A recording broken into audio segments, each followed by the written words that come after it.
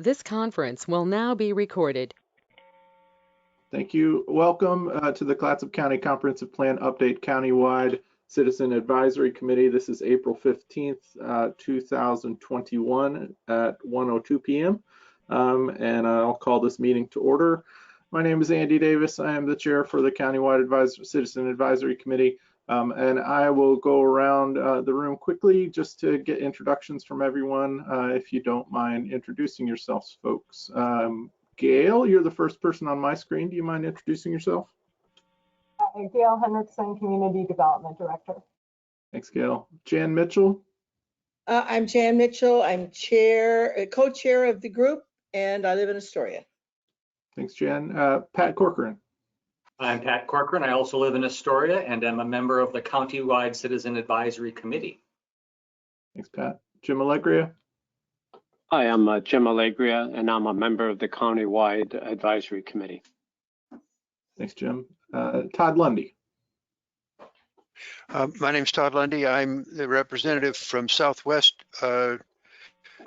Coastal CAC and also their representative on the Countywide Committee. Thanks, Todd. Jed Arnold.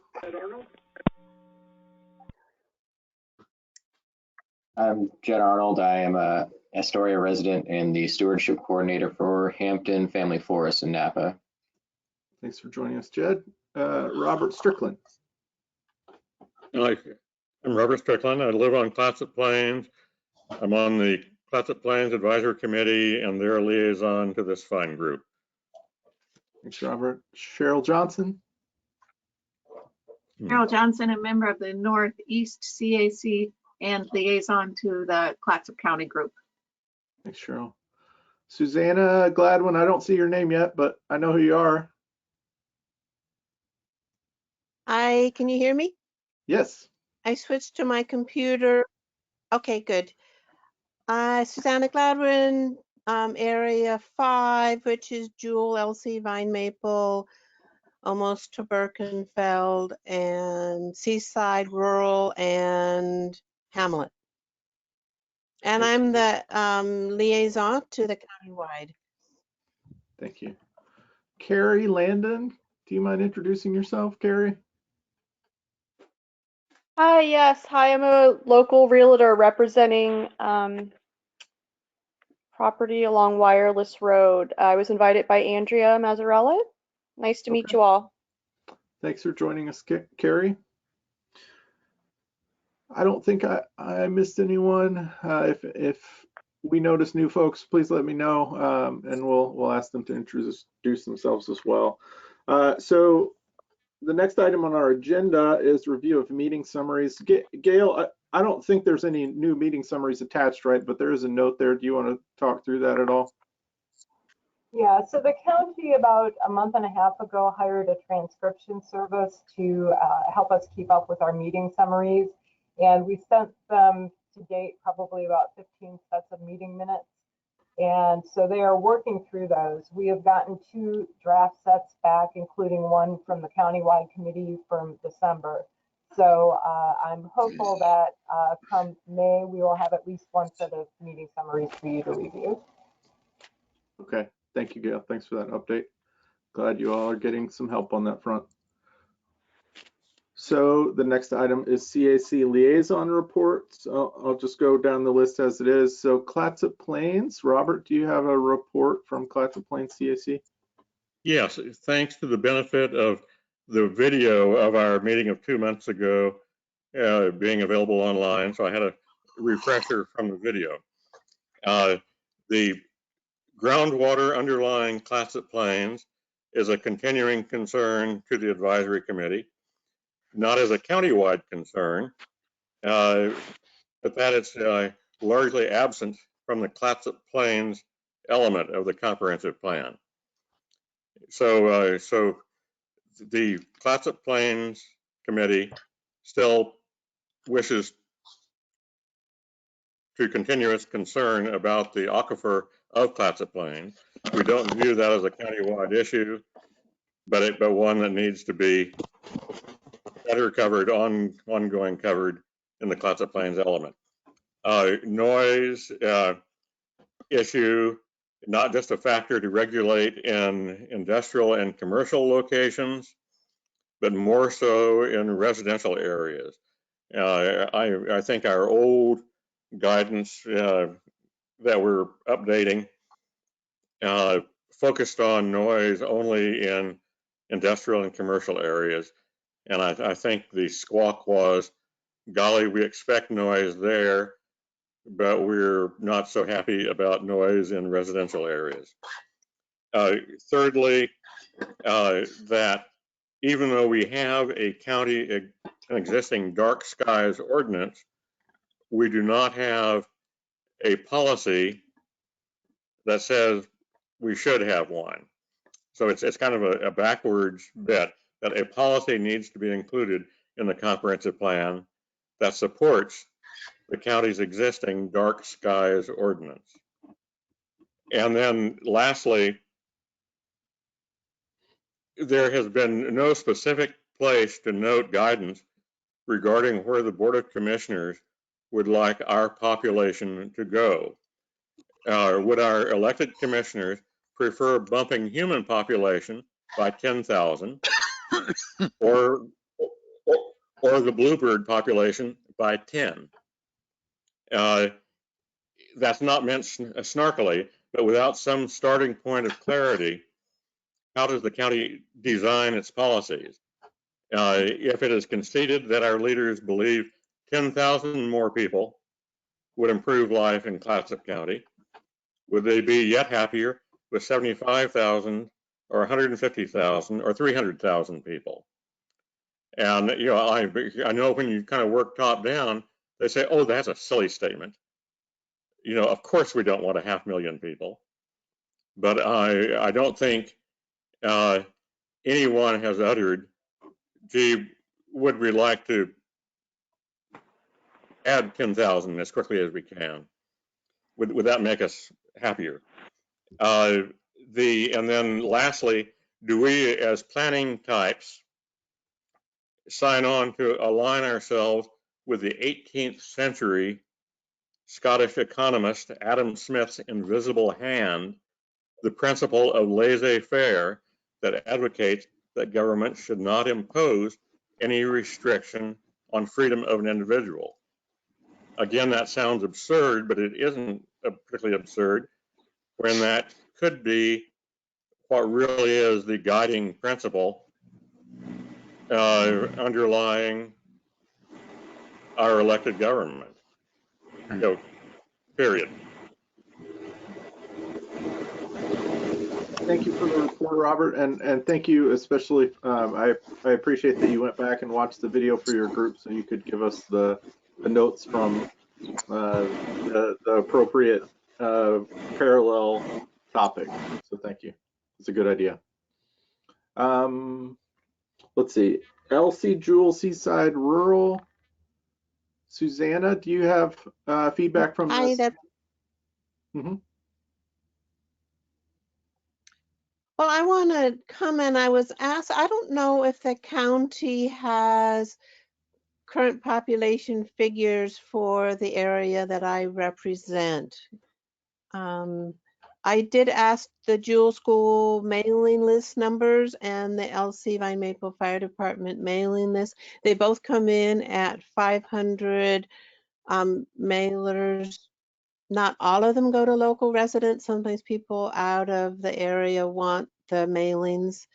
And I don't know how you, as a person living alone, how do you figure out how many are single households, to and with children, for the population figures, because it has come up in the meetings that when I bring up how Astoria-centric services are in this county, people say, well, we choose to live out here, and I'm not comfortable with that. And I want to do say that Jewel School has built a clinic, which I'm very happy, but they don't have a doctor to back up the clinic. I don't know the term for that. So I think that's all for now. Thanks. Susanna, is that clinic, is it then staffed by a nurse? do they have staff at the clinic at the moment? Yeah. Well, I don't know everything. They did have vaccination clinics out there, I think 2, and they were really heavily attended by local people. It was actually hosted by Ms. Birkenfeld and not Elsie Jewell. I'm not sure why they were hosting it. So it would have gone up even further east than Birkenfeld into Columbia County, I'm sure. But no, I think the big hang up right now to be a really fully active clinic is you need to have a doctor overseeing anything that happens in a clinic. If if there's any drugs, I just know in the fire departments, if I think even epinephrine and other things, you have to have a doctor overseeing. They're not present, but you have to be under the supervision. And that's the hang up right now. Okay. All right. Thank you. Lewis and Clark only, Waluski. Gail, do you maybe have a report from that group? Yes, I do. So when they met, they've met twice now. Once, well, they met more than twice, but their last meeting, which was held, I don't even know what month we're in, March. When they held their meeting in March, they reviewed Goal 6 policies. A lot of their concern was with regard to noise complaints, especially for home-based occupations, and concerns about chemicals being dumped, perhaps. We have some complaints about people conducting automobile and large semi-truck repair on their properties as home occupations. And so concerns about pollution getting into the groundwater and the surface water.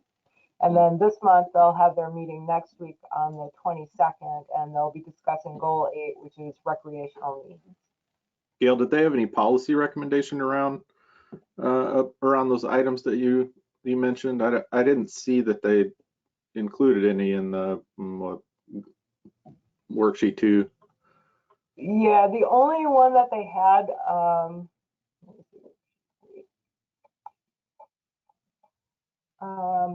that we should use the same standards that we use for industrial and commercially zoned properties, and those standards should be applied to home occupations as well.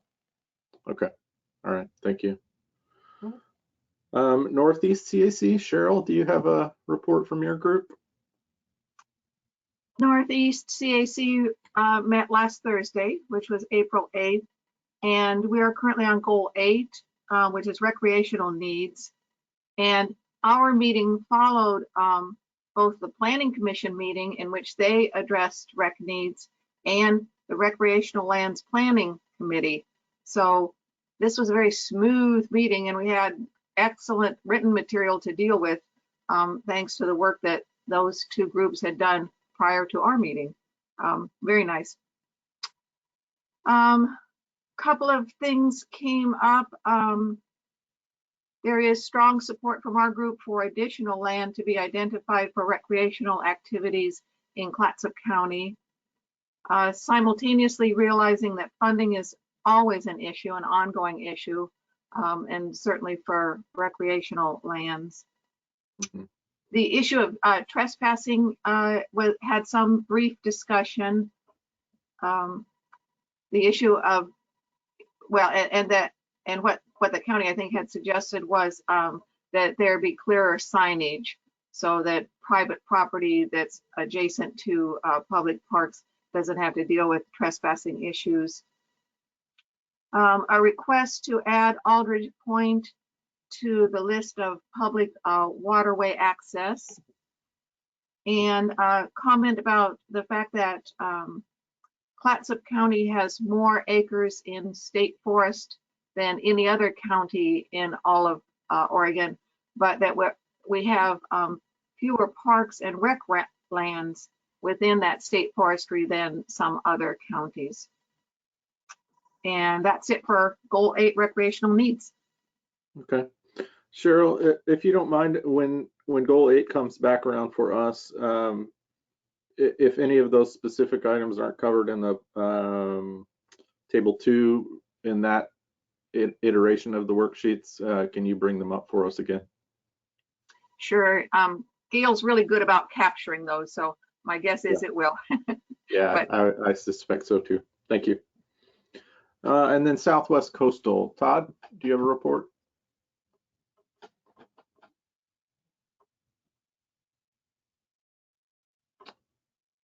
I don't hear you at the moment, Todd, if you are speaking.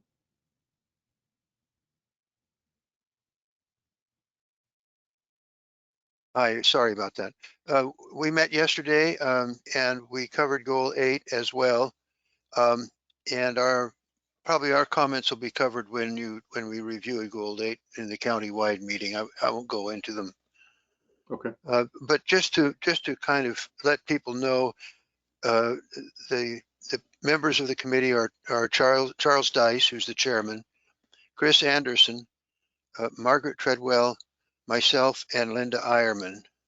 And all were present but Linda, who is, I think, off in Europe or Hawaii or somewhere. She was excused. That's all. Good for Linda. Vacation sounds nice, assuming that is vacation. Okay.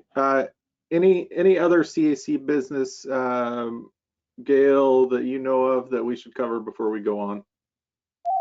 The only other thing to be aware of is that we're giving an update to the Board of Commissioners on our comp plan update process on April 20th. And that meeting is a daytime workshop and it will be held at 10 a.m. But just to give them an update on where we're at and where we envision going over the next fiscal year. Gail, do you need presence or input from any of us or from any of the liaison groups? Certainly, the agenda item's been submitted, but certainly if you have any feedback or comments for me, I'll be sending that item out maybe after today's meeting or tomorrow and give that to you to review. Just so you are aware, one thing that I'm going to recommend, and I have not discussed it with you, so this is new material, but I think that to help us be more efficient in how we're working through this process, I think I would like to have your committee, the countywide, start meeting with the Planning Commission and going through these policies together. And the only reason I recommend that is not because I have any qualms about the work that you're doing, but I'm concerned that when it gets to the Planning Commission, they're going to re-wordsmith everything that you've worked so hard to put together. And I'm thinking that if we bring the two committees together, let you all wordsmith everything at one time to your satisfaction, I think that will help us increase the efficacy of the process. So, Gail, do you envision that as additional meetings running parallel or replacing the current meetings? What's your logistic overview of that? My vision would be to have it replace this meeting that we do now, and it would be a joint meeting with you and the Planning Commission. Okay. And not that I have particular possessiveness over this, but who do you envision running those meetings? You know, Andy, I apologize. I hadn't thought about that. I don't have a vision for that. So if you have some suggestions, if we have co-chairs, maybe you and Nadia Gardner, who's the chair of the Planning Commission, can be the co-chairs. Honestly, I apologize. I hadn't thought about that. I mean, that may not be a particularly important issue. I'm just curious about it because I have a vested interest in it, I guess. Suzanne, I see a hand coming up for you. Just wondering about voting and quorums and who would be voting. Planning Commission or just our group?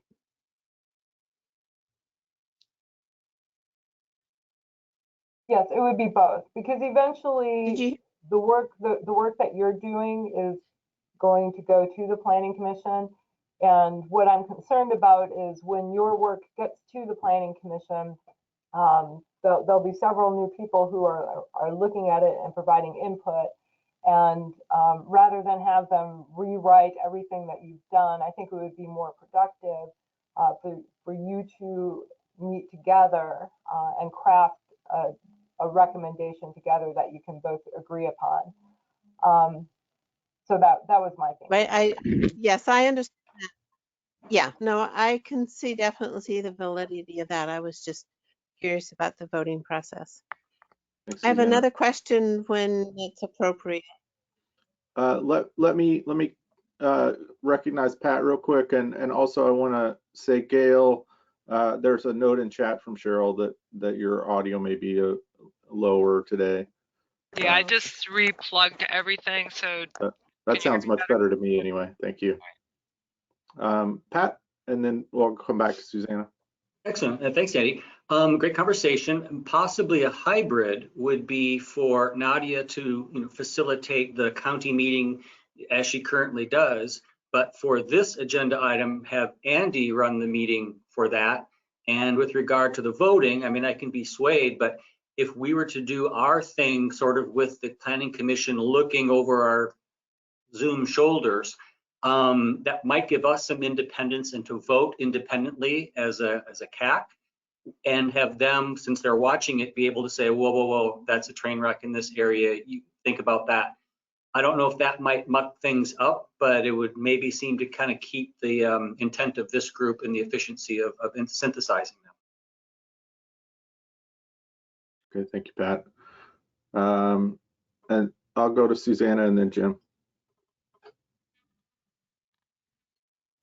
Something came up our last meeting. Now it was park, so I didn't bring it up on my discussion part, but because of increased fires already and not knowing how dry it will soon be, we discussed, I was encouraging Gail perhaps working with ODF, because ODF puts up the fire danger signs. I don't know if anything came of that, Gail, rather than have the county staff running around updating fire danger signs at trailhead entrances on parks and things that are part of the parks in Clatsop County. And I don't know, Gail, if you've had, it's just been a week. I don't know that you had any chance no, to Susanna, reach out. we have not taken any action on that recommendation at this point. Thank you, Gail. Jim? I do not know how often the Planning Commission meets or how long it meets, but the question I would have is that right now we have quite a bit of discussion, and this meeting may last 4 hours. How will the Planning Commission, how would this relate to their regular tasks? And it's not clear to me how it would be coordinated together. The voting, I think, makes sense since they're going to have to approve it anyway. It's just in terms of time management of, seems like something is going to get lost. Either the Planning Commission is going to be short of time, or the work here will be shorted in time. And I don't quite understand what you have in mind for that. Yeah, so the way I looked at it was that this would be separate from the regular Planning Commission meeting. It could be after that regular meeting, just at a time certain. They meet at 10 o'clock, so we probably do not want to do it before their regular meeting.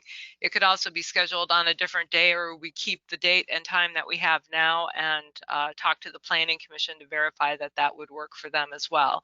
And I have not discussed this with the Planning Commission yet either. So this is just something that is being presented as a conceptual idea to the Board of Commissioners. So there's no final determination on this. So I appreciate the questions and the critique that you're giving this and the thought that you're giving it. We do meet for 4 hours, which is definitely a significant length for a meeting. And probably for the sake of the Planning Commission members, we'd probably want to keep it on this date and time if that works with their schedules, because sitting through their meetings for an hour or two and then going into another 4-hour meeting right after that can be pretty exhausting. So I see a hand from Cheryl.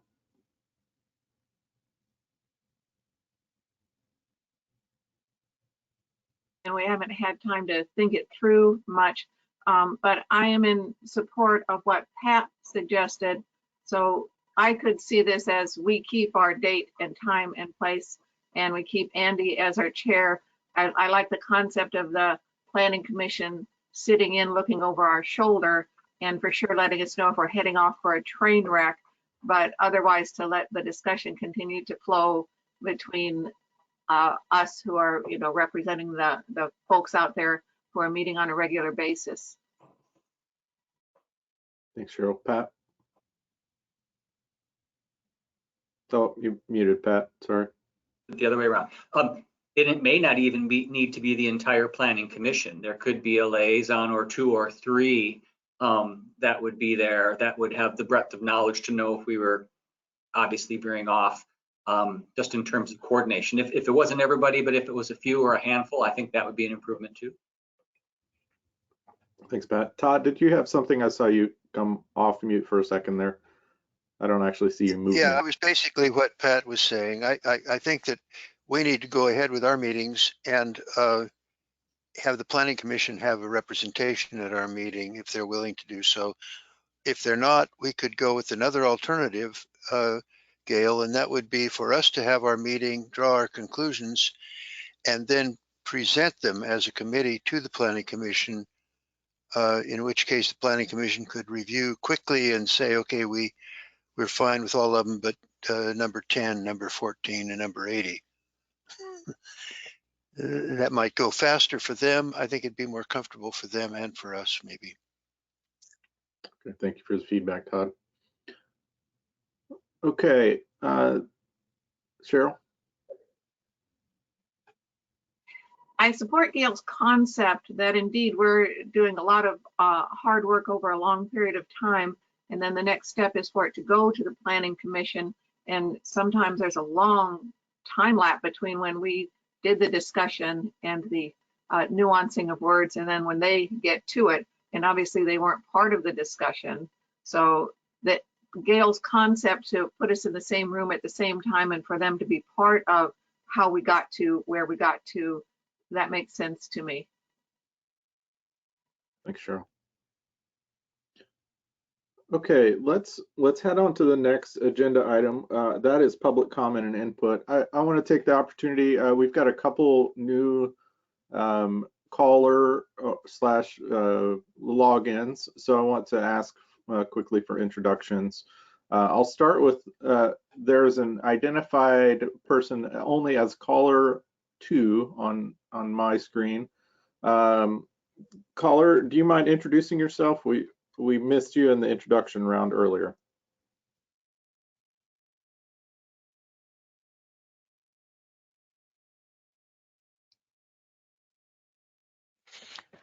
I want to say #6 on the phone makes phone people able to speak.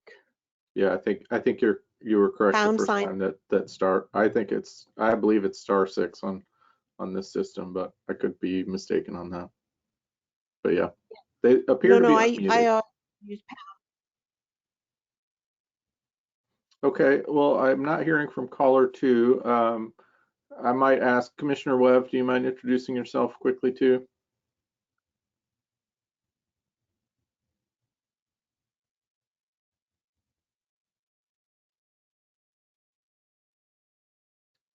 There you go. Good afternoon. I am Pamela Webb, Commissioner for District 3. And I'm glad to be here, but I'm going to be coming and going. Fair enough. If you can't see my face, I'm changing my laundry. So. Thank you, Commissioner. Thank you for the reminder that commissioners are mortals too and also have laundry to do. That's right. Okay, so at this time, we'll take public comment. There are a couple of segments for public comment in the meeting. We ask that if the public wants to make a comment, that they limit their comments to 3 minutes. But is there any comment from the public on this process or on the topics we're covering today?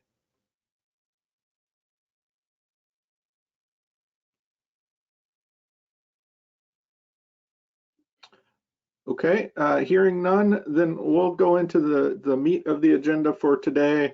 If folks from the public want to comment, again, there's another segment toward the end of our agenda. And in addition, if you have something that's relevant to a particular item we're discussing, we typically are welcome public comment at that time as well. Gail, do you have any frontispiece things you want to share for Goal 6, air, water, and land resource quality today? Yeah, just maybe just a quick overview. So we do have a memo and some background information that was included in your agenda packet. And when we talk about land and water and air quality, a lot of the people and the agencies that we're going to be working with are outside of the county organization. It's a lot of state partners, especially Department of Environmental Quality. In the county, we work very closely with the Clatsop Soil and Water Conservation District when we need some assistance, and they are copied on all of our public notices so that they're continually aware of what's happening in the county and can comment on possible impacts that might be caused from erosion or water runoff or pollutants going into sensitive streams. Along with that, ODF, Department of Forestry, and Department of Fish and Wildlife are also included, and they really have a lot of knowledge and control over the fish-bearing streams that are in the county, and so they play a very important role in helping us monitor water quality, as does Department of State Lands. One of the items that all the committees have spent a lot of time talking about when we looked at Goal 6, and we see it popping up over and over again in all of our goals, is the issue of wildfires and the increased threat that we see happening here. In fact, we're under, kind of a warning right now for this weekend with the hotter, unusually dry and warmer weather that we're experiencing right now. And not only how wildfires impact us physically with just the fire aspect itself, but the impact from the smoke that if you remember, we all experienced this in September, where we had probably about a week of very intense smoky weather here. And then in addition to the smoke, the toxins that get released from the wildfires that are either blown into the air or that sink into the ground and the groundwater or contaminate the surface water. And there were a lot of concerns that were raised last September when we went through this very smoky period about how that might impact drinking water reservoirs that are open air and located throughout the county. And I don't know that I have an answer for that. I don't know if an answer was ever provided, but I know that there was a very prominent topic of conversation. So as we are going through this, you can see that there's a map that came from, I believe it was DEQ, that looked at where they have monitoring stations for water around the county and where these stations are. And we have a lot of areas that are impaired, which is the dark purple area and the lighter purple area. And then you see where we're making improvements in these greener areas. And then the gold, yellow colored areas are areas where we just don't have enough information to really make a determination about how the water is in those particular areas. So when you look at this, that's a very big part of the county that we're looking at. And so obviously we have. Gail? Yeah. Quick question. What are the areas that have no data? The white, what's that status? It doesn't say, but I just assume that those are either areas where they're not monitoring and so they don't have any data, or areas where there are no issues. But the map that I pulled from DEQ's website wasn't very clear. Thank you.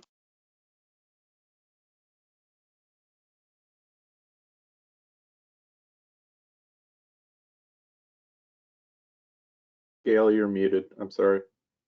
Sorry. God, I haven't done that in months, so I was overdue. So we have some other information in here about drinking water supplies and setback requirements, just some general information.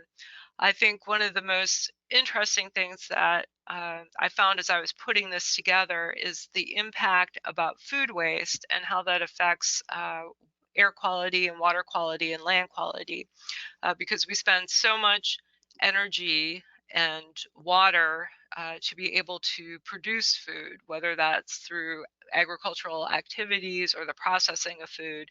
And then so much of it gets thrown away, and there's so much waste that it really has a huge impact on our land, air, and water quality. So for me, that was probably the most interesting tidbit of information that I found putting this background report together. And that pretty much concludes my presentation. We have two tasks before us today. One is to go through the existing policies from Goal 6, and some of these you'll see that we've reviewed previously during Goal 5 when we were talking about groundwater resources. So some of these may look very familiar. And then we also have the second table where we will be thinking about the new issues and concerns over the next 20 years and how those get addressed in the comprehensive plan. And so I am happy to answer any questions you might have. Thank you, Gail. Before we go to questions from the group, I just want to, first I want to say, especially on, I guess it's table 1, I appreciated the notes that you added for things that we had covered previously. I think we've sort of stumbled over that or wasted a little time in the past on those items, recovering them, and so I appreciated you were very clear with that, so thank you. I wanted to ask a quick question about, I like the chart on the water monitoring. There's also a chart on air monitoring, which in essence, there's no air monitor. The nearest air monitor was Scappoose. I don't know that it was explicit to me in the text. Is that also controlled by DEQ, and how might the county approach whatever the relevant agencies are about trying to get monitoring in our county that would give us better data in proximity, at least? Yes, my understanding is that DEQ is the one that places and runs the air monitors. I would imagine that it's a matter of reaching out to DEQ to contact them about the criteria they used in the placement of monitors, and then working with them to figure out how we can have some here. I know that during the wildfires, if you checked your air quality index, it always said miles crossing, but when you pull up the map, there is not one that we see at a state level that's been placed there by the state. So I'm not sure who has put that monitor out there or who's monitoring it or controlling the data. Okay, thank you for that. Suzanne, I saw your hand up a bit ago. First, I want to just comment on the Lewis and Clark area, that in the past, but it's been quite some time since I've driven through there, and they've spread cow manure, and there were issues over treatment ponds, and do they need to, I would want to see them put enzymes to break down cow manure, but at one point it was, it really affected the neighborhoods a lot on air quality. And I think it's important that we have policies over industrial agriculture, pig farms, or something that is, and chicken, high intensity areas that are polluting. And the other comment I want to make is, now I can't scroll through, but you had the agencies, I think it was a green background, Gail, that were things to look at. And one of them was, I think it was a 2015 pollutant report that I believe would cover carbon dioxide. And there have been multiple studies that show big timber kind management harvests create a lot, are one of the biggest emitters of carbon dioxide for Oregon, and Clatsop County is, I want to say it's probably about 2/5 of that kind of management practices. Now, Timber Unity puts out saying, well, the young forests absorb more carbon, but I don't know if, I doubt that I don't know if they have any peer review to be compared to many other studies of carbon emissions in Oregon. So I went through those things, and none of them would address what's happening, I think, on 2/5 of our land mass in Clatsop County that's managed on the big timber style. Gail, I think she was So referring those are my to comments. on the last page of the front memo, the background materials. There's a greenhouse gas emissions through 2015 document. Couple pages up from that, next to the action items.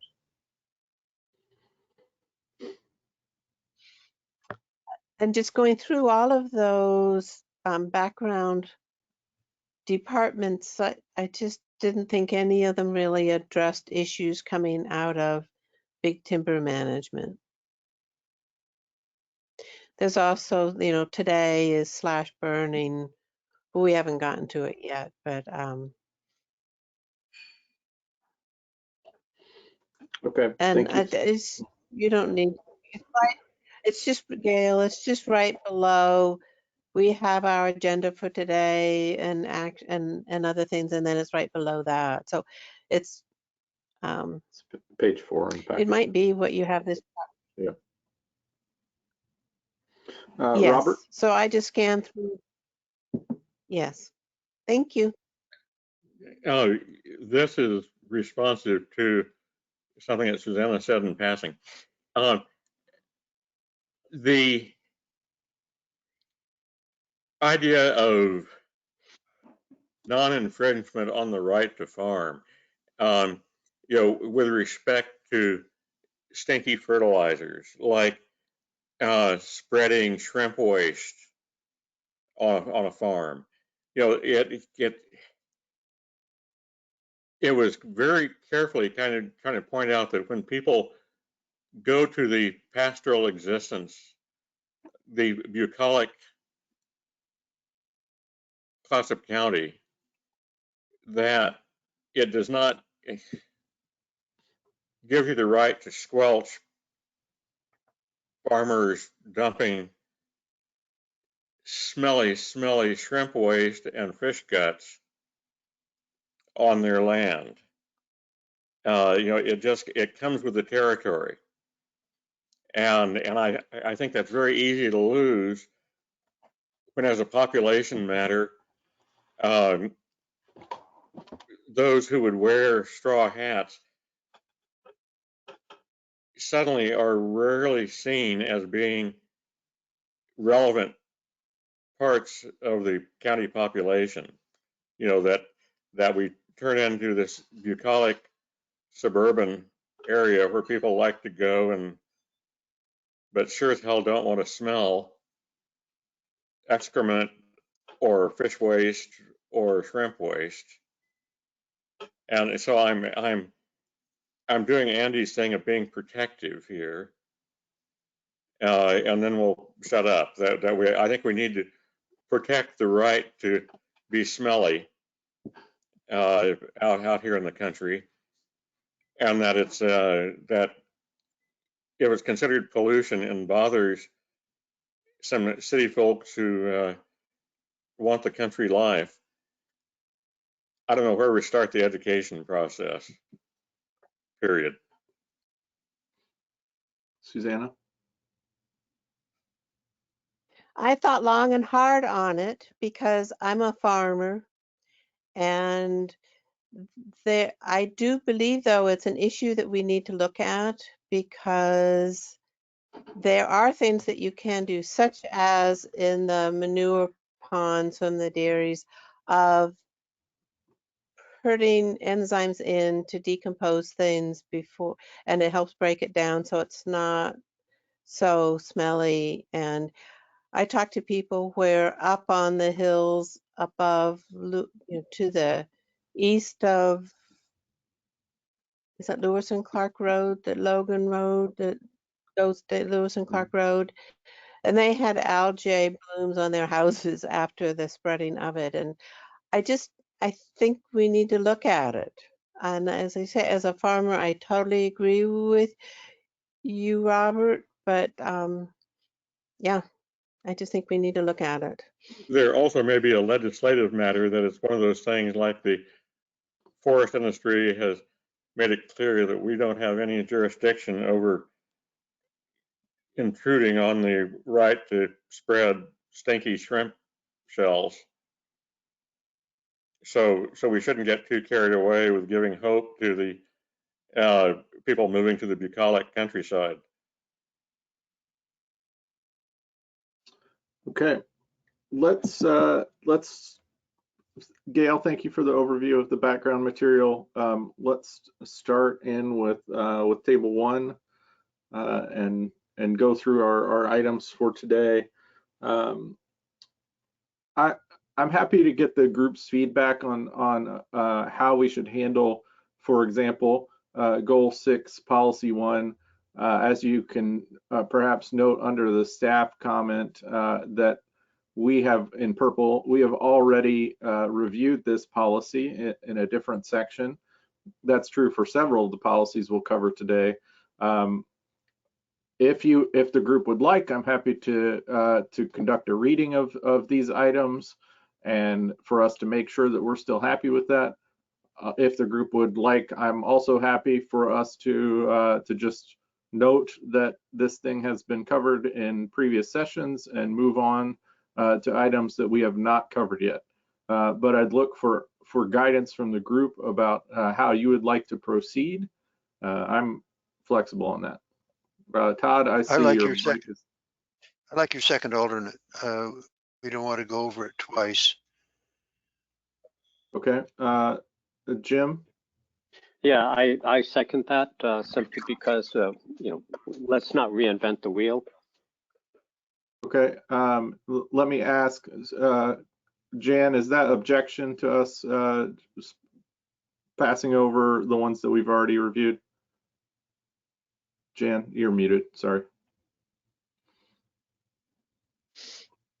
I don't object, except on this first one, I think someone's mentioning Highway 101 has merit, and along with Marine Drive, I mean, we can clearly see that at least in the summer and already this spring, 101 is at capacity many times, and we can't just add 2 lanes. So I think maybe we need to call that out as well. That was like item D. Sure, I see that. No, right, no, item C. Can I suggest then that I think we can probably quickly scan the ones that have both the staff recommendation and feedback from the groups and see if we want to integrate the group work. So as in this example, we might know that we've already covered A, B, D, C, and E in some way, but maybe we want to look at C again quickly to see if we want to integrate the Clatsop Plains recommendation there. Is that acceptable to the group to just have a quick overview and then see if there's action we need to take on these that's different from previous? Is there an objection to Jim or Todd, or is that okay for you two? Okay, so on Goal 6, Policy 1, so I won't do a full reading, but the segment that is in question here is the county shall encourage the maintenance of a high quality of air, water, and land through the following action. C, cooperating with the State Highway Department to provide an efficient transportation system. Methods to reduce congestion and air pollution on Marine Drive, Commercial Street should be explored. And the Clatsop Plains group is suggesting to remove the Marine Drive Commercial Street notation and replace that with Highway 101. Is it true, Gail, on the non-highlighted segment of the staff recommendation that is changing State Highway Department to Oregon Department of Transportation, did we already agree to that change? Do you know about that? That would be, well, your recommendation was just to retain the sub policies. That was my note. So I don't know if you agreed with updating the department names to their current terminology or not. I suspect that we did, but okay. So can I get discussion from the group on whether to replace Marine Drive / Commercial Street with the Highway 101 notation? I saw Jim and then Susanna. Jim? I do share Jen's concern about Highway 101, but I may be wrong. I believe the transportation goal, I'm not sure what number that is, 9 or 10, maybe where some of these things should be voiced. I looked at this policy as being a little more generic. So my suggestion would actually be not mention any specific road, have it general for all the roads within the county. And on the transportation goal, that's when we can talk about capacities, because it's not just 101, there's Highway 30. Yeah. Okay. So yeah, I don't know if that's the most. I'm really looking for maybe for Gail to say where is the most appropriate place to have a fuller discussion on capacities, highway capacity. Gail, do you want to give feedback for that? Yeah, so highway capacity is going to be covered in Goal 12, which is transportation, and that's probably where we would want to get into more detail. Perhaps I like Jim's suggestion. If we were to change the second sentence to methods to reduce congestion and air pollution should be explored, and then not limit it to specific roadways. Gail and group can and Robert, Susanna is in queue, and then I'll get to you if these don't solve whatever your hands are up for. Can I maybe suggest on this point, I note that sub-policy C is already moving to Goal 12. Would it be acceptable to the group for us to take up discussion and revision of this within the context of Goal 12 as a whole when we have the rest of the goal in front of us, so that we can see how this actually fits in with the rest of that? Is it Robert? Transportation seems so much more focused on moving bodies expeditiously, and my interest in this with respect to Highway 101 is more narrowly about this air, water, and land resources quality. That one reason that Highway 101 is so bad is you can't do anything to it without ODOT having to take into consideration the environmental consequences. You know, so if you move one little piece of it, suddenly they have to be immersed in this issue of environmental impacts. So it's not like we can suddenly say, hey, our focus is on transportation, because really the transportation is hung up that process-wise you can't muck with it without this huge issue of environmental impact. You know, and it's and I've been involved with Highway 101 in this stretch for over 50 years. You know, so this isn't just, it's just why they can't go do something. Well, because you can't do it piecemeal. You're not allowed to. And the issue goes right back to, because of the environmental impact, has to be the focus. It isn't about just money and adding asphalt. Period. Okay, thank you, Robert. Gail? Yeah, and I did not mean to suggest that we should completely eliminate sub-policy C from policy 1.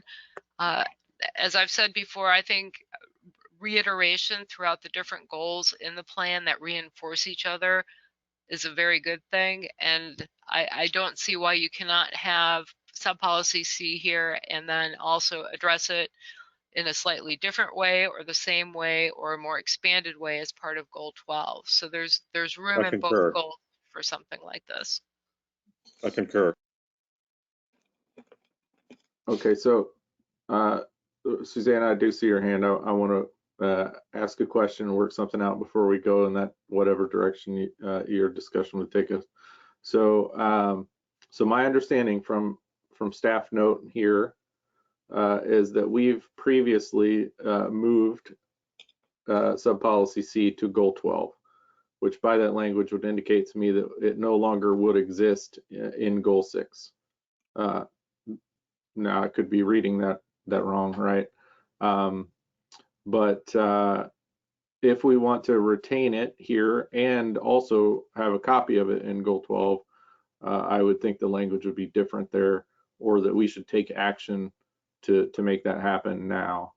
You know, I'm not advocating one direction or another, but for example, Robert, if you think that we should be covering this, the topic of C as something to do with air, water, and land resource quality, and we should also tackle it in transportation, then we should probably change what our previous recommendation was.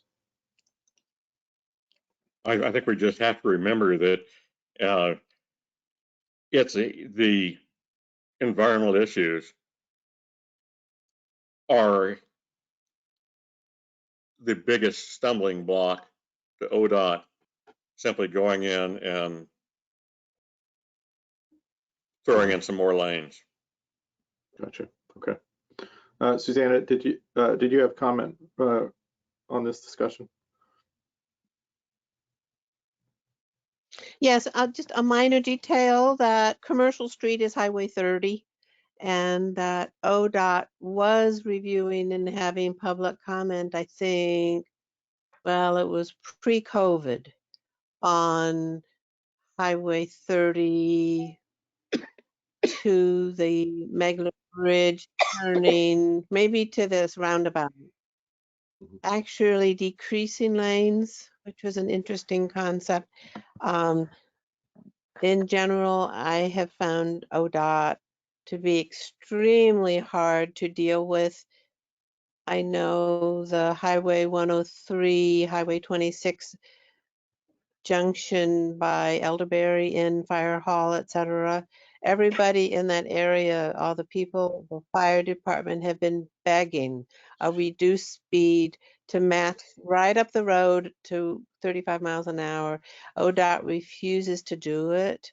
And it's ODOT is just every time I've tried to deal with them, they're extremely frustrating to deal with, and good luck is my comment. Okay, but if you're going to define 101, you've got to put in Highway 30 also. Okay. So is there a notion from the group on an action to take here? Go ahead, Susanna. Well, I just want to say, and Pamela might be aware of this, of the Northwest something authority transportation. There are a lot of people at the table. I've noticed some emails lately because I'm on their email list. And like one of my comments is a fog line on Highway 202, that white edge line, which doesn't exist on most of 202, which would make it so much safer. And, you know, it's just a white line, right? But I don't know if we'll ever get it. But anyway, the Northwest area on transportation I think it is an important meeting, but the county is at the table in a couple of functions. Okay, thank you, Susanna. Jan, I see your hand. I would suggest, or I guess in the form of a motion, that we adopt the language suggested by staff that makes it more generic, but still holds on to the air quality impacts. And then we do the more specific language in the transportation section. Okay, so my recollection of staff recommendation here is that we delete the second sentence under C, which is methods to reduce congestion and air pollution on Marine Drive Commercial Street should be explored, so that the entirety of C would read, well, just cooperating with the State Highway Department to provide an efficient transportation system.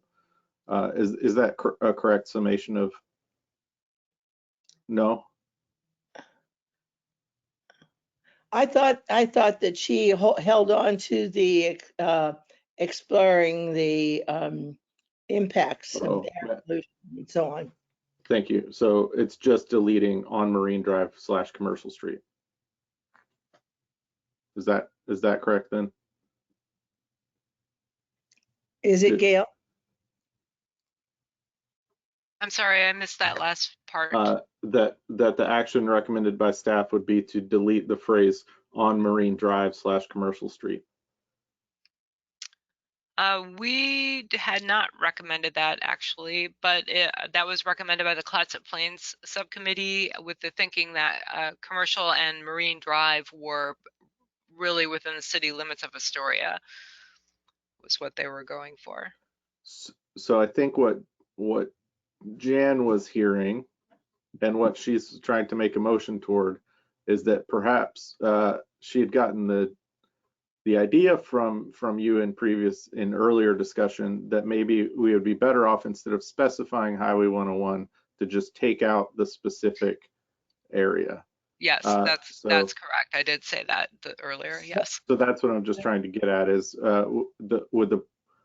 Jan, would your motion then be to delete on Marine Drive / Commercial Street? Yes, but in retain the methods to reduce congestion and air pollution should be explored. Okay. Is there a second to that motion? Okay, thank you, Pat. Yeah, I'll second.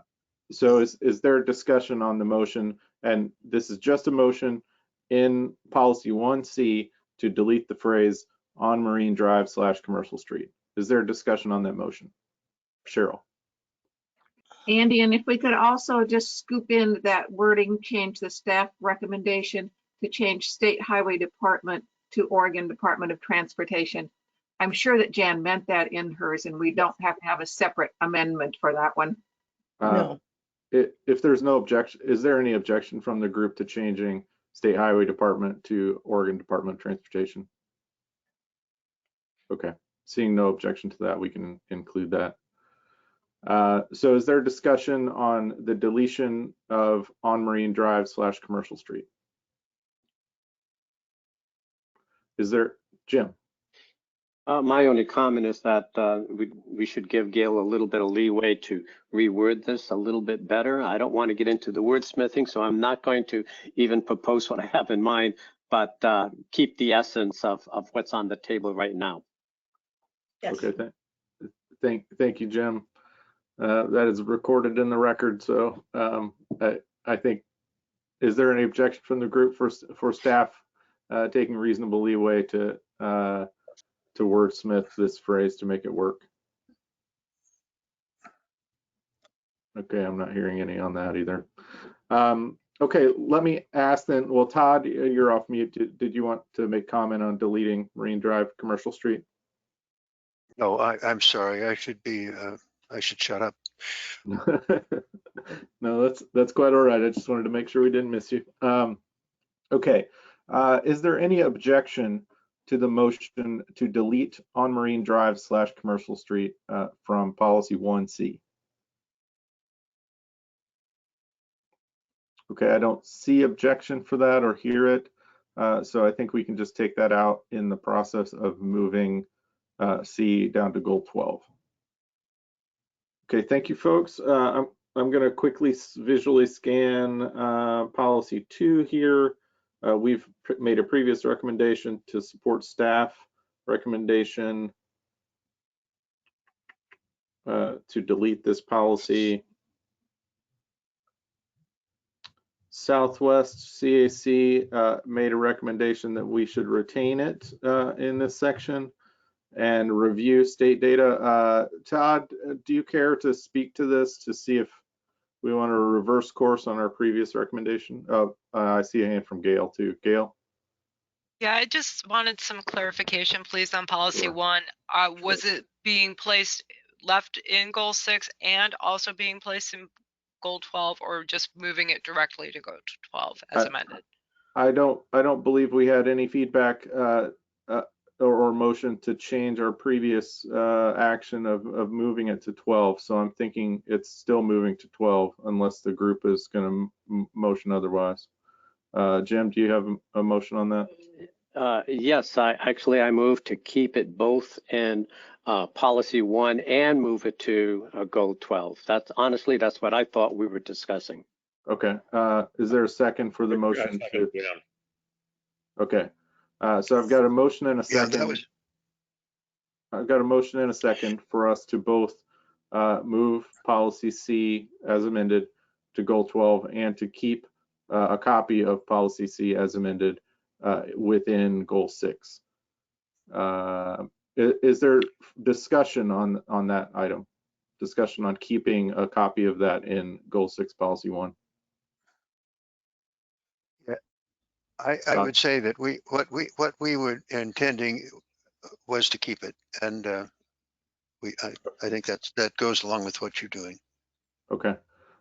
So is there any objection to us keeping a copy of goal 6 policy 1 sub-item C within goal 6 in addition to us moving a copy of that to goal 12? Any objection to that action? Okay, so hearing none, thank you, Gail, for asking for clarification on that, and Jim for your motion. It sounds like we will have a copy in both places. So let's continue to policy 2 here, which policy 2 is working with DEQ to monitor and keep an environmental database, environmental quality database. It looks like we had previously moved, along with staff recommendation, to take that off of the comp plan, but I want to note that Southwest has recommended retaining the policy. Todd, do you care to speak to that? Yes, I'll speak to that. Okay. The idea was that we locally have better contact with the conditions, particularly having to do with contamination of water, and we could then give feedback to the state environmental DEQ. And so I think that the idea that we work with them with information going both directions instead of just from them down to us would be worth keeping. Okay, because this is responding to staff recommendation. Gail, do you have any feedback on that recommendation from Southwest? Yeah, at this point, the concern that I would have is that the county doesn't have staff that would be qualified to be making those types of recommendations to DEQ, which is why we rely on them. So.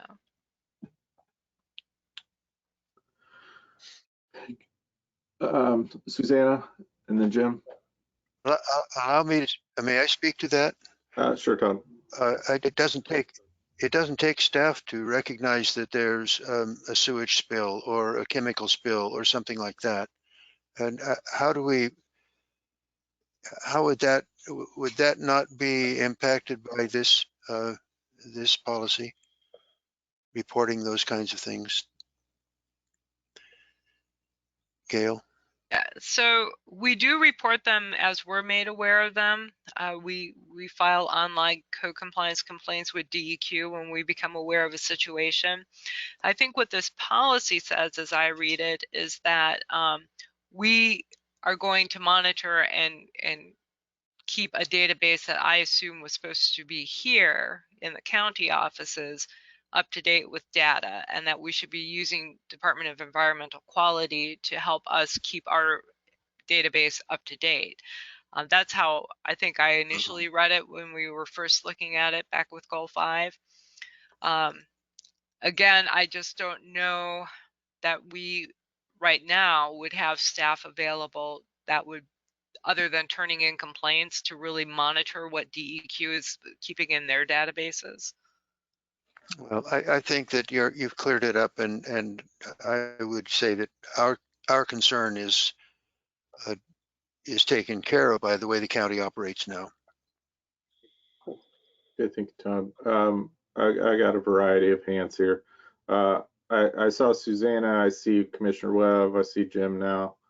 So let's try in that order. Susanna. Well, the county does have an agreement with soil water conservation and water monitoring, and it's very local. And I think aspirationally and recognizing also what Todd says is that it's coming from kind of grassroots up in a lot of ways, and it should be noted here. And I would say give Gail the ability to change its wording, and we can come back to it. Okay, thanks. That's mine. Susanna. Thank you. Commissioner Webb and then Jim. Yeah, I'm sure that I have said it to this group because I've said it an awful lot of times, that we seriously, I think if there's one thing that the comp plan has really taught us, is that we seriously lack dependable trend line data on a whole series of environmental issues. And I am going to push very hard in this budget cycle that we're about to start to beef up the county's capability in staffing up for environmental issues. We are so bifurcated in this county because of timber unity, I believe, about the so-called facts of environmental issues. And in fact, there are very few environmental issues which are arguable. You know, our reading of the environment is based on science. And so I think we need to have staff capability. And I think it should be under Gail's purview to have a staff person to oversee the building of data about the environmental quality of our water, our air, etc., to make sure that we understand that. And I'm going to push for at least one staff person to do that. Gail and I have talked about this, and I respect her opinion that it's very difficult to get a broad-based environmentalist. You know, most people who are professional environmental folks have a specialty. They specialize in water, or they specialize in air, or they specialize in a whole variety of things. So that is still to be worked out. Gail's suggestion, which I really liked, was that perhaps we need to have a series of consultants who work for us in specific environmental areas. But it is something that and you know, the whole idea, for instance, that we do have a contract with Crest, and so maybe we need to move in those directions. But we certainly need to have an understanding of the present situation, so that I'm working right now with all of the watersheds for us to raise some money to actually institute a water quality mechanism in each of our watersheds, so that we fully understand what the situation is in both quantity and quality. So I would love to see you all put something in the comp plan about the county's need to understand the situation better. And these are facts, you know, I mean, we're talking about scientific data here. Thank you. Thank you, Commissioner. Jim, and then Jan. Well, I am concerned about the county trying to maintain a separate database from DEQ. So in that regard, I would suggest, and I don't think that's what Commissioner Webb was advocating. What I would suggest is tweaking policy 2 to read something like the county planning department should work with the Department of Environmental Quality to monitor air quality, surface and groundwater water quality, and land quality, including waste disposal and erosion problem. So that provides an opportunity to work directly with DEQ. I don't know how flexible they are, but the data may not have to reside in the county, could reside in the DEQ's database since you're working with them. And it would also accommodate any consultants or special staff person to do the monitoring as the county permits. Jim, should I take that in the form of a motion to change our previous action and to? Yes, sure. That's I can repeat it if you'd like, but it's essentially dropping shall work to should work, and dropping references to the environmental database, but keeping the latter part of that sentence. That may be a more reasonable approach to increase the responsibility of the county for these natural resource conditions, as well as not duplicating effort that the state's already doing with the database. Okay, so I'm gonna be a slight stickler here. I'm gonna ask for 2 motions. The first motion is gonna have to be for us to reopen this since we took previous action on it. We previously supported staff recommendation to do away with this policy. So I just want to make sure that the group is happy with reopening that decision. It takes 2/3 majority to reopen a topic that's already been decided by the group. So let me ask from the group. Well, first, is there a second for us reopening policy 2? Yes. Yes. Okay, so I've got a motion and a second to reopen policy 2. Let me, since it's a mathematical vote, let me see. Jan, how do you vote on reopening policy 2? Yes. Pat, how do you vote? Yes. Jim, how do you vote? Yes. Susanna, how do you vote? Yes. Todd, how do you vote? Todd, you went the wrong direction on the mute there. Oh, sorry. Yes. Thank you. Robert, how do you vote? Yes. Cheryl, how do you vote? Yes. Okay, so we've passed that threshold. Let me see. So Jim, you made a motion. I'll try to repeat it here, to change shall work to should work in policy 2, and to remove reference to I believe it was keep its environmental database current, right? Monitor current, including. So it'd be information. So the phrase would just go to monitor air quality, surface, ground quality, so on and Thank so you. forth. Is there a second for that motion? Do I hear a second for Cheryl? That hand is for a second, I assume. Okay, so I've got a motion and a second to amend the language. Let me go around. Is there discussion? And Robert, you've had your hand up, and then Jan. Yeah.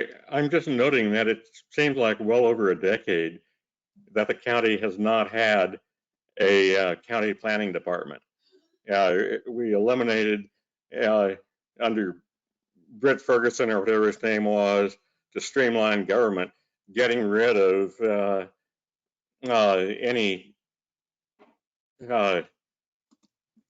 we got rid of the planning department. The word planning was eliminated from the structure of county government. I don't think Gail ever refers to herself as the head of the planning department. It hasn't been there since well over a decade ago, because it was carefully eliminated when the word planning was considered leftist.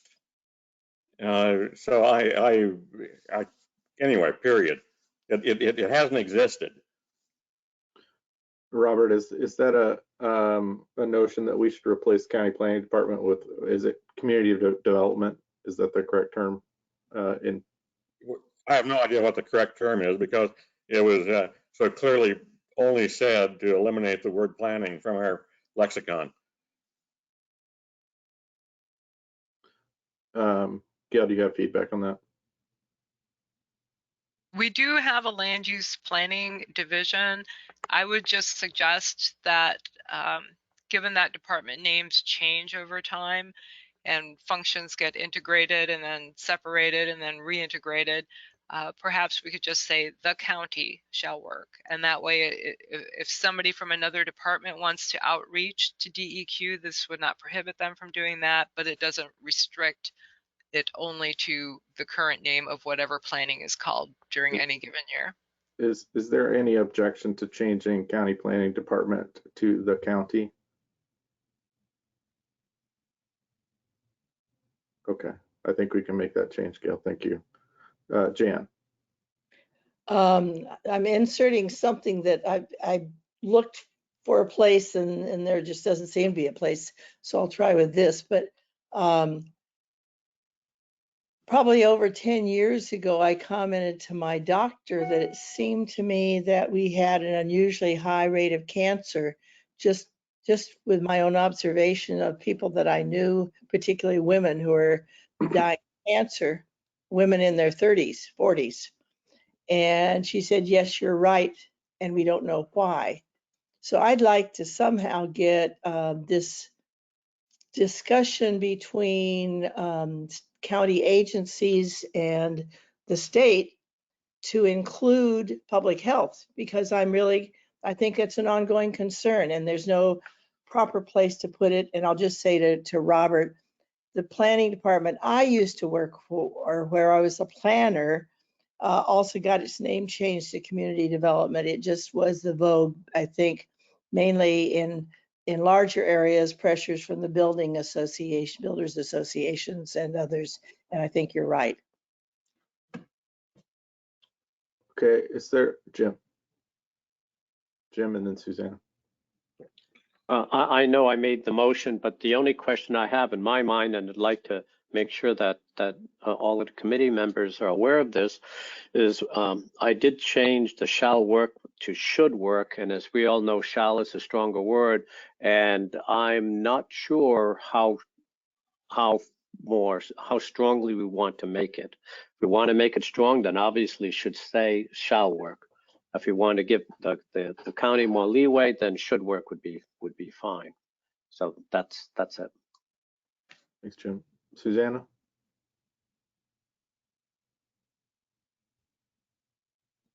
Susanna, you're muted if you are talking.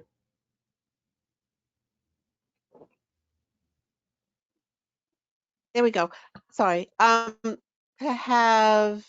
retain an environmental database in this era of computers and everything, if there was just an input mechanism where open source people that are testing can input, and that, we do have the relationship with soil and water that has a relationship with the watershed councils for testing.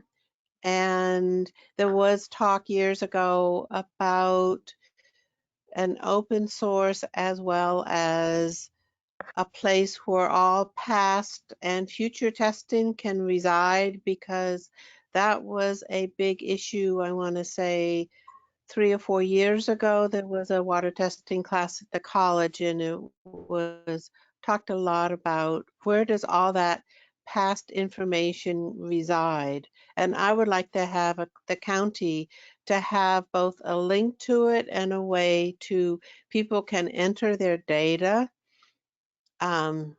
for it directly.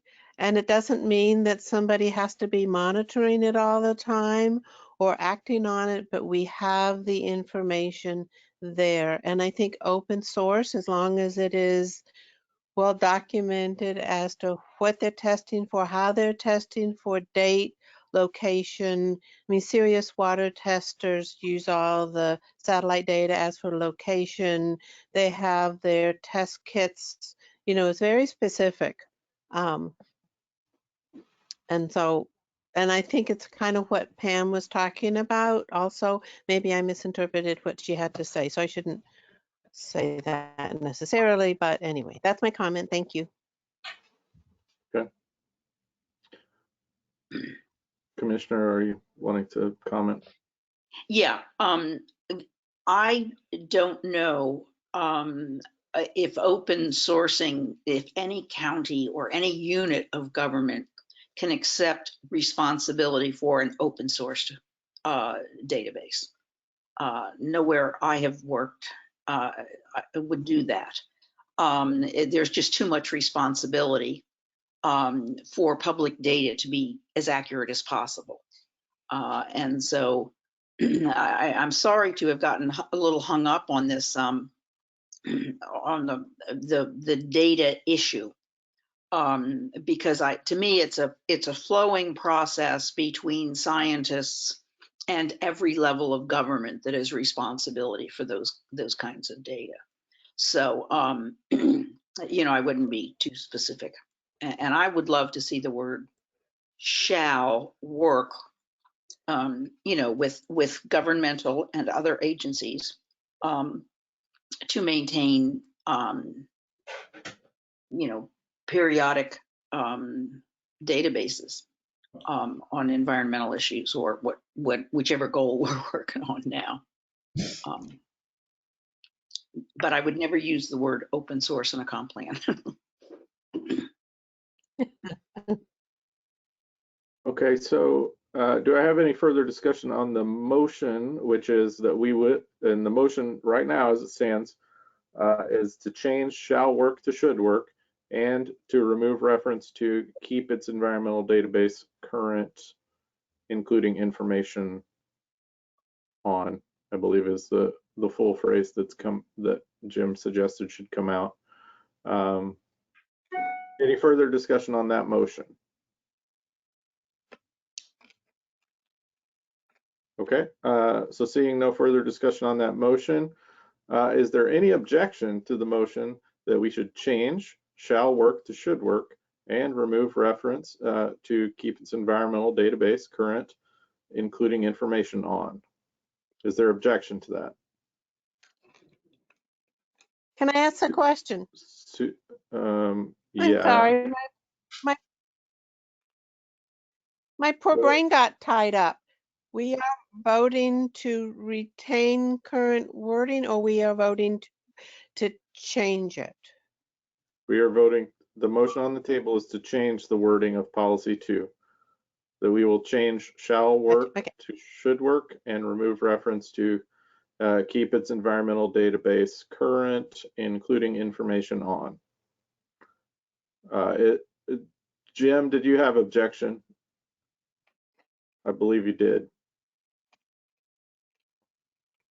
Yeah, yeah, I did, because I was going back and forth, because I would prefer shall work myself, but in deference to flexibility in the county, that's when why I said should work. But I would like to see my motion changed to shall work personally. So that'd be, I don't know if it's a motion or what we have to do, Andy, to make that formal. I'd do that. Two possible approaches. One is to vote this down and to change the motion to just the deletion part. The other possibility is somebody makes a motion to amend your motion and get rid of the first change. Either way. Jan? I move we amend the motion, the previous motion, to include, to keep the word shall. Okay. Is there a second for that motion? Second. Okay, there's a motion and a second. Let me try. Is there any objection to the amendment to keep the word shall? Is there any objection to keeping the word shall? Susanna, is that objection? Well, but I'm so sorry to get confused. I thought it came with deleting the last part about keeping data. So This is just over the word shall or should? this is just over the word shall. Do you object to keeping Okay. the word shall? No, I'm good with it. Okay. So I don't see objection or hear objection from the rest of you. So that amendment can pass to the main motion. The main motion is now that we will delete the wording and keep its environmental database current, including information on. Okay, so we've got the motion on the floor is just to delete and keep its environmental database current, including information on. Is there any objection to that motion, to deleting that passage? Okay, so hearing and seeing, Susanna, is that objection? Yes, I don't want to, I just want to have the wording as is. I don't want that last part Okay, deleted. so that's an objection. That's fine. So we'll go to a vote. So Jan, how do you vote on deleting the passage and keep its environmental database current, including information on? Yes. Okay, Pat, how do you vote? Yes. Jim, how do you vote? Yes. Susanna, how do you vote? No, Todd, how do you vote? Yes. Okay, Robert, how do you vote? Okay, that's an aye. Thumbs up. And Cheryl, how do you vote? Yes. Okay, by a vote of 6-1, the motion passes. So just to summarize, we have overturned our previous recommendation to delete this passage, and we have taken out the segment that says and keep its environmental database current, including information on, so that policy 2 will be retained and have the wording the county, excuse me, because we've changed planning department to the county shall work with the Department of Environmental Quality to monitor air quality, surface and groundwater quality, and land quality, including waste disposal and erosion problems. Okay, before we move on, is there any further action that the group wants to take on policy 2 as amended?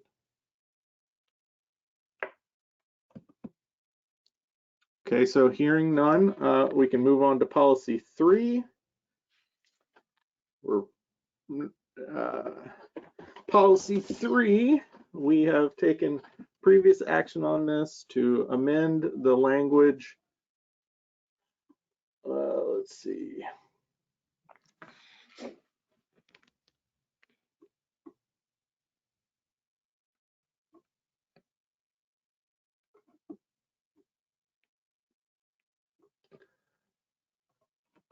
So the language as amended reads metrics. So policy 3, metrics shall be identified within 1 year of the adoption of this plan for the effect of development on the county's environment, and shall be monitored and where appropriate regulated, period. When evaluating proposals that would affect the quality of the air, water, or land in the county, consideration should be given to the impact on other resources important to the county's economy, such as marine resource habitat and recreational and aesthetic resources important to the tourist industry. Anybody want to change this, or are we happy with this one? Jim? I believe I was the instigator of making some tweaks on this one. I just think that it was maybe some miscommunication involved.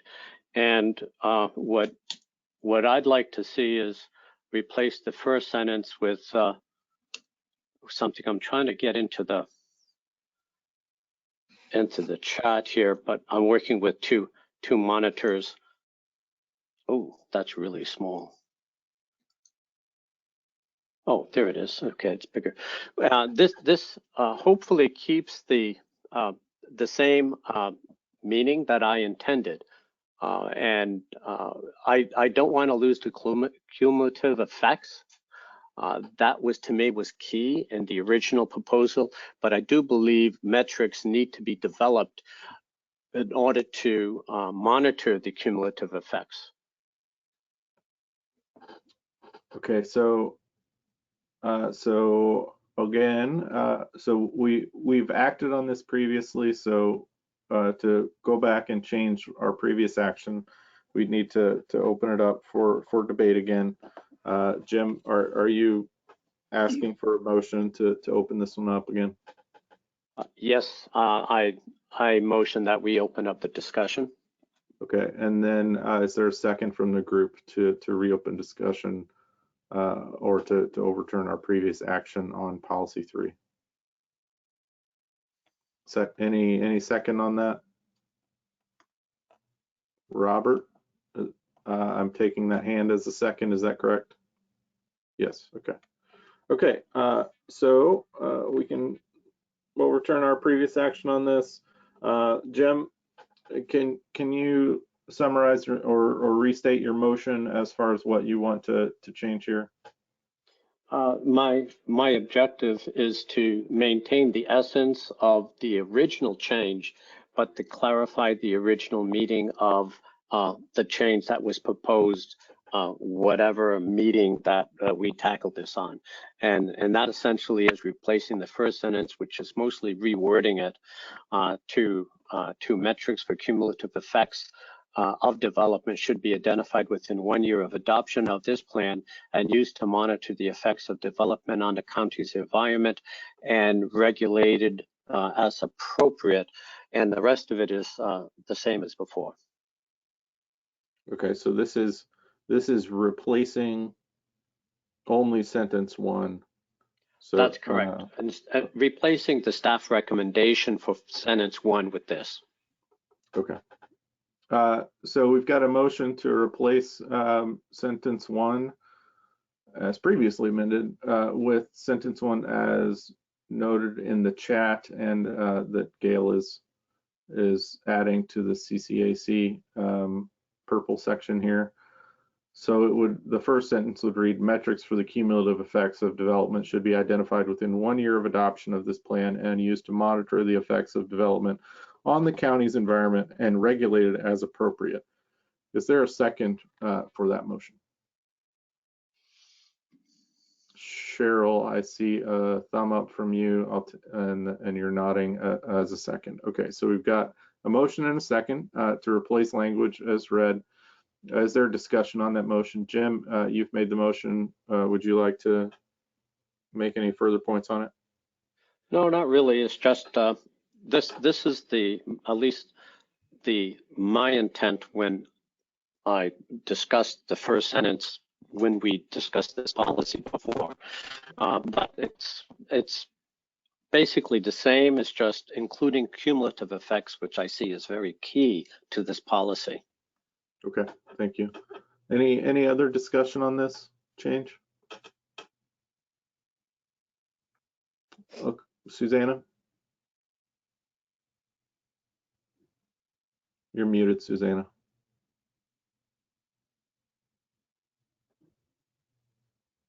Cumulative effects are important, but the identified within 1 year of adoption of this plan to me is very confusing. I mean, when will this plan be adopted? We're working into the future sometime.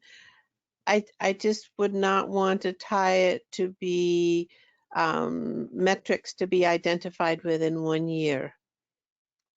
is my objection to the wording. Or, That- are you suggesting a amendment, Susanna? I would, I don't know about how I would word it. I'd have to look at it more carefully.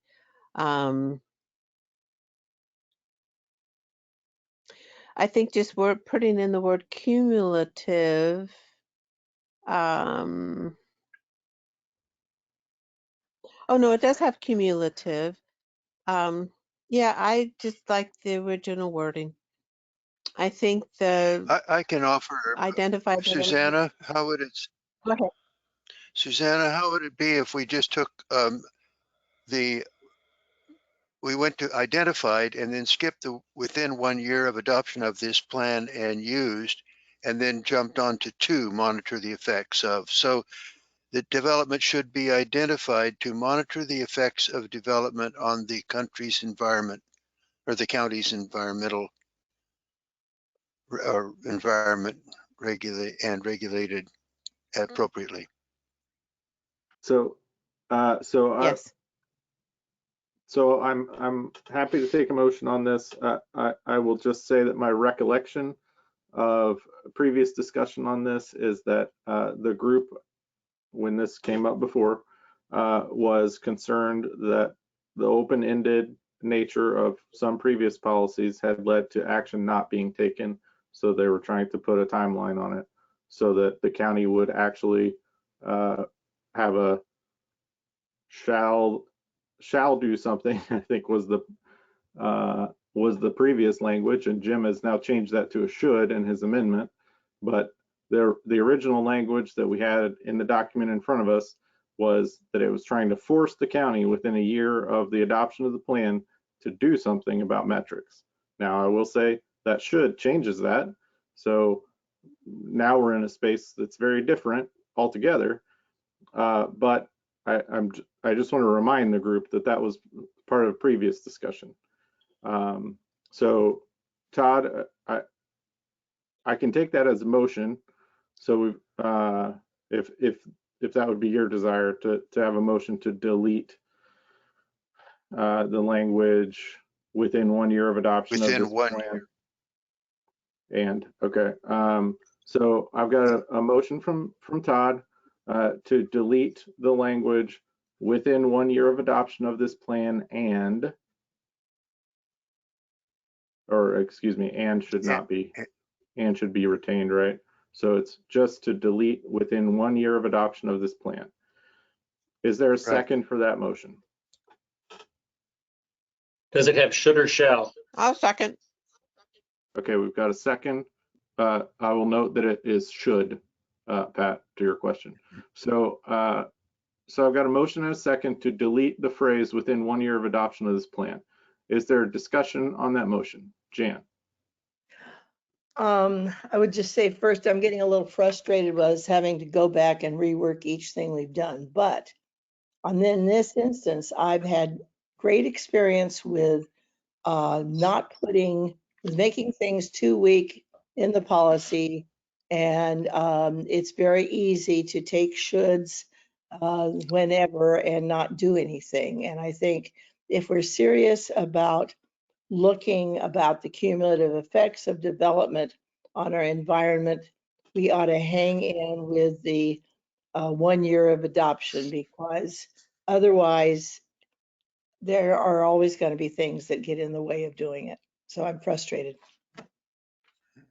Jan, further discussion? Yes. Jan, are you also suggesting we change should to shall? If we're serious about it. Okay. That brings us to the original. Yeah. Susanna? Well, my dilemma with if we have shall be identified within 1 year of adoption of this plan, if they're not identified within 1 year, then do they all just go out the window? because it didn't meet the No. qualification within the year. No, I wouldn't think so. I like But that I staff could had see looked at easily this. some, Oh, sorry. Oh, I could see an attorney saying, oh, well, you know, it's been more than a year and nothing's been done, therefore it's no longer necessary to deal with cumulative effects. I am not a lawyer, but I think it's far more likely that an attorney would say, you didn't meet your obligation and we're suing you for not doing that. But that's just my impression. Again, not a lawyer. Patrick? I guess my intent is to, while I appreciate Jim's thought on this and agree with his sentiment, I'm going to vote no and hope that we go back to the original policy that staff suggested that we retain.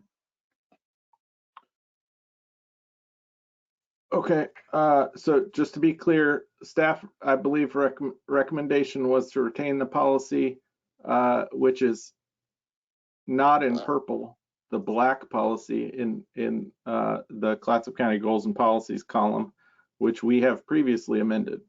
So we're not at a point in our discussion now, either on the amended language that we're now talking about, which is deleting within 1 year of adoption, or with Jim's previous motion to actually follow staff recommendation. I'm only saying that to make clear where we're at as far as my knowledge of this process.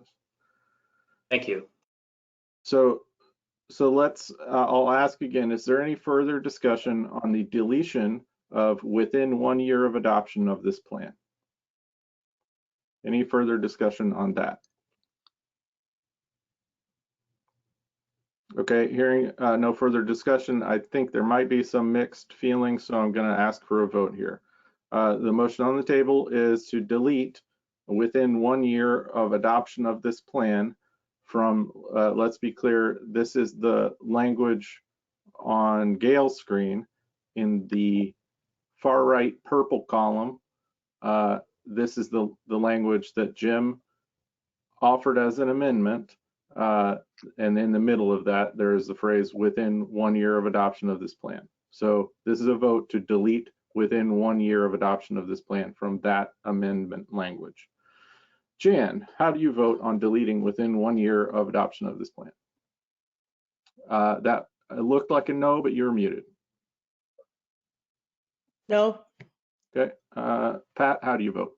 No. Okay. Jim, how do you vote? No. Okay. Susanna, how do you vote? Yes. All right. Todd, how do you vote?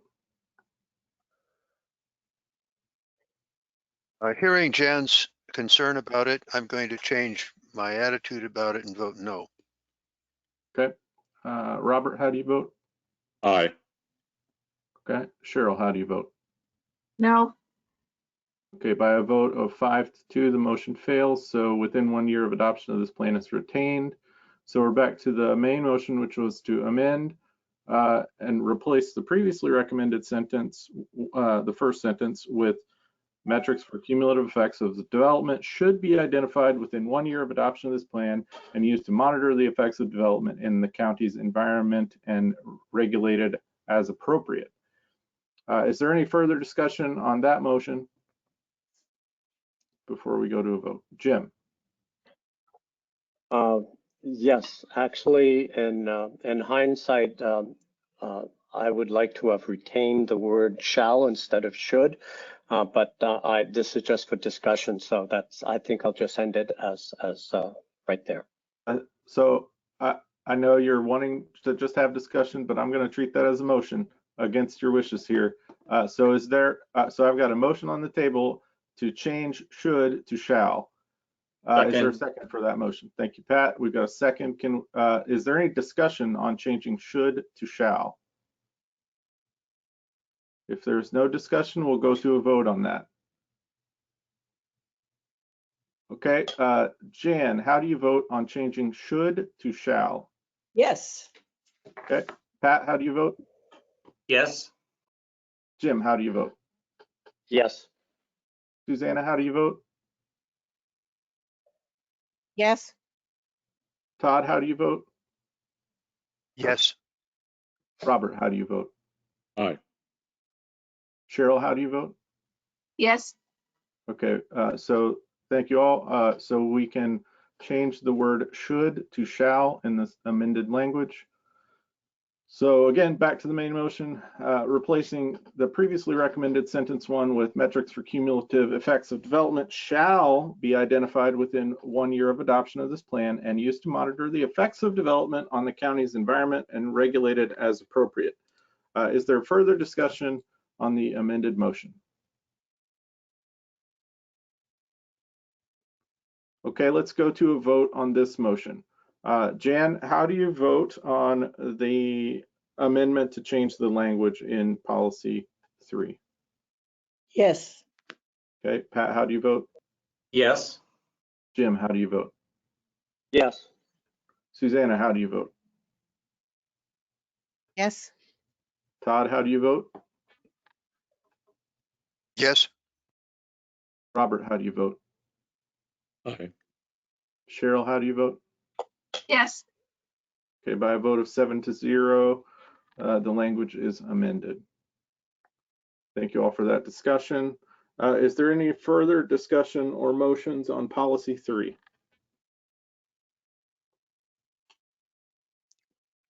Gail? Yeah, this isn't with regard to policy 3, but I just wanted to step in and do a time check. We're about almost 2 hours into our 4-hour meeting. We've got a little over 2 hours left, and we are not quite halfway through our table 1. So I just want to give us a status check. Thank you for the time check, Gail. Let me check the temperature of the group at this point. Do folks want to take we usually take a break at some point. Do folks want to take a 5-minute break today? And would this be an appropriate time to do that? Can I get maybe thumbs up or down for taking a 5-minute break right now? It seems like we've got no opposition and a fair amount of thumbs up. So let's take a 5-minute break. I have 2:53. I'll try to get us started again at 2:58. Thank you. And Gail. This conference will now be recorded. Thank you. So returning to our agenda, we pick up at table 1 for goal 6, air, water, and land resource quality. And we're on policy 4 now. To do a quick reading, policy 4 states the county shall continue its efforts to find an acceptable regional solid waste disposal site or an acceptable alternative, i.e. recycling, electricity generation. Staff comment on this policy is that recycling is available through Recology. Additionally, in 2020, the county opened the household hazardous waste facility where car batteries, fluorescent lights, and other hazardous materials can be safely disposed. Staff recommendation is to revise the policy to state that the county will continue to support, promote, and expand recycling opportunities. 4 of the CACs supported staff recommendation. Southwest did ask if there are tax and or regulatory incentives available. They'd like to have a reference to the household hazardous waste facility and encourage it to continue. Todd, do you care to expand any on the sentiment captured there?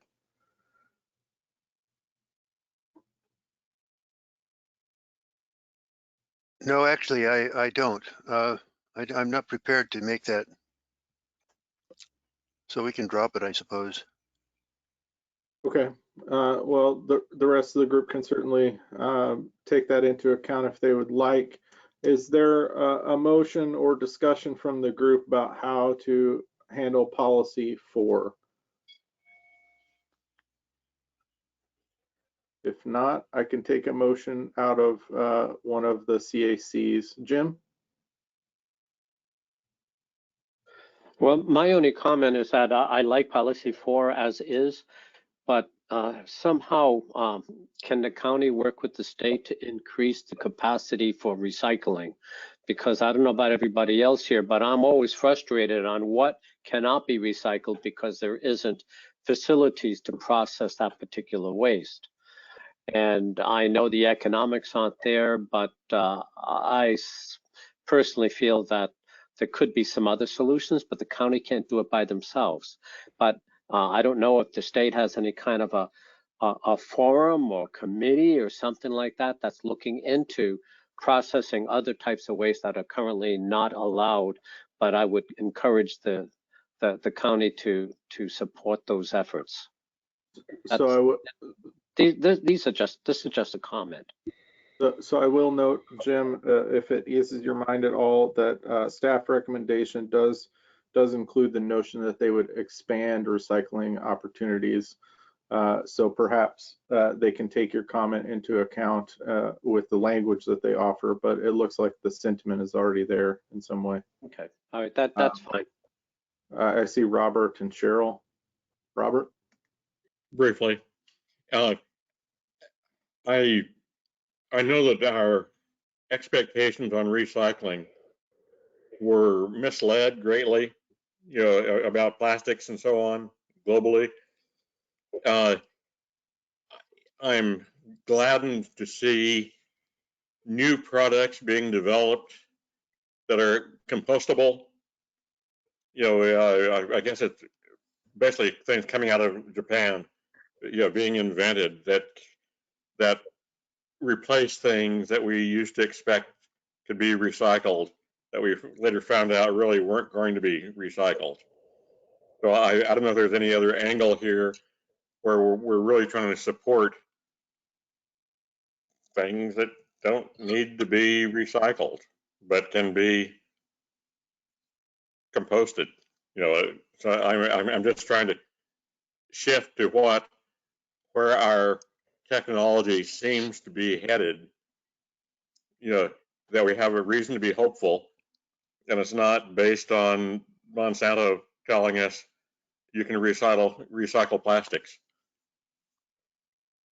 Thank you, Robert. Cheryl? This was a hot topic for Northeast when we were here, and this concept of expanding the recycling is really, really important to us. So I will be bold here, and I move that we follow staff recommendation and that it say the county will continue to support, promote, and expand recycling opportunities. I second that. Okay, so I have a motion and a second. Cheryl, is that different from the staff recommendation? Just to be clear, I wanted to. No, hopefully it came out of my mouth exactly as written. Okay, I just wanted to confirm that you were reading the staff recommendation, so thank you. So we have a motion and a second to implement and follow the staff recommendation here. Is there a discussion on following that recommendation? And I would say for sentiment there, it seems like both you and Jim certainly have emphasized expanding. So that sentiment may carry forward. Is there any objection to following staff recommendation here on policy 4?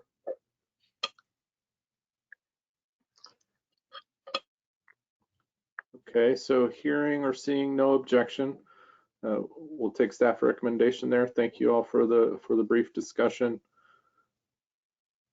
Policy 5. Policy 5 is again one that we have not weighed in on before. Policy 5 reads, recovery of wood wastes rather than slash burning shall be encouraged as a means of reducing air and water pollution, improving the economy, and for producing energy. Staff comment is that staff is unsure what technologies at the time were envisioned for the recovery of wood wastes, but staff recommendation is to retain the policy. 4 of the CACs have supported staff recommendation. Elsie Jewell has forwarded some recommended amendment language and a change to the language management of wood wastes rather than slash burning shall be encouraged as a means to enhance and maintain air, land, and water quality improving the economy, and for producing energy. Susanna, do you care to speak to the recommended language there, or to make a motion for us to adopt that?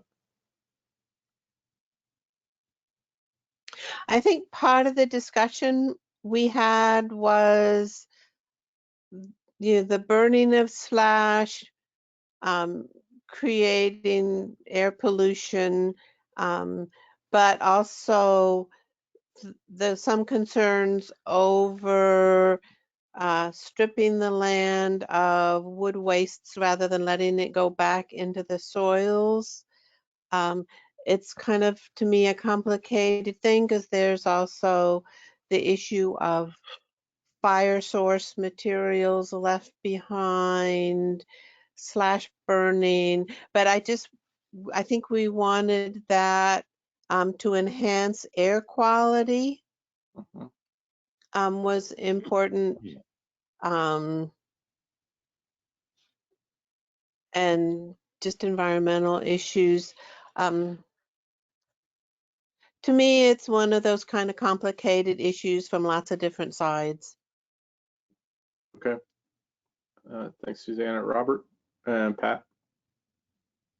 I think at the time, there was a move like by Warrington Wood Fiber, whatever it's called, to remove by huge dump trucks stumps and stuff and make use of those. And yes, there was the question of, gee, should we let stuff decompose in the woods? But then there was plenty of people arguing, oh no, it's insignificant, that you're never going to do like the Georgia cotton fields and deplete the forests. So yes, it's an old topic. And I think at the time, the recovery of wood waste was kind of going along with, yeah, it's okay to haul away stumps in giant dump trucks, and it will not deplete the forest doing so. But that obviously failed to go ahead, period. Patrick? Yeah, thanks, Robert. And I think another perspective could be, again, it's one of these forestry issues that we think about, countywide in the forestry, but so much of that is not in this purview. So the sort of non-forested lands for which this would even apply, I think is rather small. I think I learned from Robert about kind of the history. I would maybe think that could just be deleted entirely. Okay, thank you, Patrick. So, I would second that as a motion, Patrick. Patrick, should I treat that as a motion? I think we're still in discussion. If discussion's over, that's fine. The discussion follows a motion. True. All right, I move that we just delete that entire policy. Seconded. Okay, so I have a motion and a second to delete policy 5 as written. Is there discussion on deletion of policy 5? Susanna? I'm assuming that Oregon Department of Forestry monitors these things under Forest Practices Act. And I think for now, I'm often not supportive of Forest Practices Act, but I think we should leave it in the hands of ODF probably, which would be supportive of just deleting. Cheryl? There is wood waste that does have to be managed outside of state forests. I'm in support of leaving the policy and either leaving it as written or as suggested by the LC Jewell. The LC Jewell suggestions for change are minor, but I think they're important. So I'm in support of leaving it either as written or as suggested by LC Jewell. With an understanding that does not apply to the ODF lands. Interesting, excellent. Correct, Cheryl? Good. Yeah, I support I support Cheryl's point of view. It may not be very much forest land, but to have a policy pertaining to waste is a good idea. And management is a better term than recovery because it leaves the opportunity to, say, for instance, chip up the slash and leave it on site. Okay, Pat? Yes, and I'm thinking about that. It has much from that perspective to do as sort of rural neighbors as it does to my thinking of that it would be large scale forestry. So I'm disinclined to support my own motion. Okay, so not seeing further hands, let's go to a vote. I sense there's some negative sentiment, so we'll ask for a voice vote here. So the motion on the table is to delete policy 5. Jan, how do you vote on deleting policy 5? Yes. Pat, how do you vote on deleting policy 5? No. Jim, how do you vote on deleting policy 5? No. Susanna, how do you vote? No, I changed my mind. Todd, how do you vote? No. Robert, how do you vote? Aye. Cheryl, how do you vote? No. Okay, by a vote of 2 to 5, the motion fails. So we're back to the floor for policy 5. Do we have a motion on how to proceed with policy 5? Cheryl, I see a hand. I move that we change policy 5 to read as suggested from the Elsie Jewell. Okay, so that motion. I'll second. Thank you, Todd. That motion is to replace the existing language for policy 5 with the language management of wood wastes rather than slash burning shall be encouraged as a means to enhance and maintain air, land, and water quality, improving the economy, and for producing energy. There is a motion and a second. Is there discussion on the proposed motion? Susanna. I realize that a lot of small private land in rural areas manage wood waste by burning, which get out of hand and is a fire danger, which is what is happening right now in this dry weather. We're not in the high fire danger, restricted burning time of year, but there have been quite a few fires lately by burning wood waste. So I'm very supportive of it now. Ignore all my prior comments. Okay. Robert. 5 seconds. Anytime someone says improving the economy, I wonder what the hell they mean by that.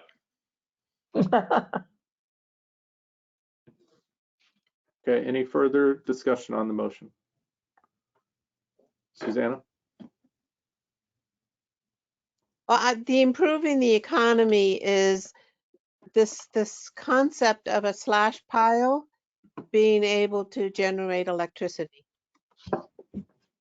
But I got hung up in the idea of slash burning, which would be regulated under Forest Practices Act and logging sites. But wood waste is an important part. And you can improve the economy by chipping and creating compost with it, I suppose. Anyway, that's all. Okay, any further discussion on the motion? If not, let me ask, is there any objection to the language change proposed, which is to replace policy 5 with the language management of wood wastes rather than slash burning shall be encouraged as a mean to enhance and maintain air, land, and water quality, improving the economy, and for producing energy? Is there any objection to that replacement?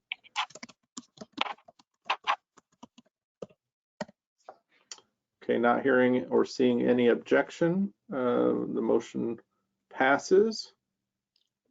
Is there any other discussion or motions on policy 5? Okay, let's move to policy 6. Policy 6 is one that we have heard before. It does not appear that there is any discussion from the CAC liaison groups for us to change what we've recommended in the past, which is a retention, I believe, with some language changes, and moving part of this to the Clatsop Plains Community Plan. Is there any discussion or motions from this group about changing previous things, changing previous motions? Okay, not seeing or hearing any, I believe we can move on to policy 7. Okay, that's good. Policy 7 reads, and this is one that I don't believe we have covered in the past. Policy 7 reads, the county shall work to maintain the quality of its estuarine waters through participation in the regional Columbia River estuary planning process.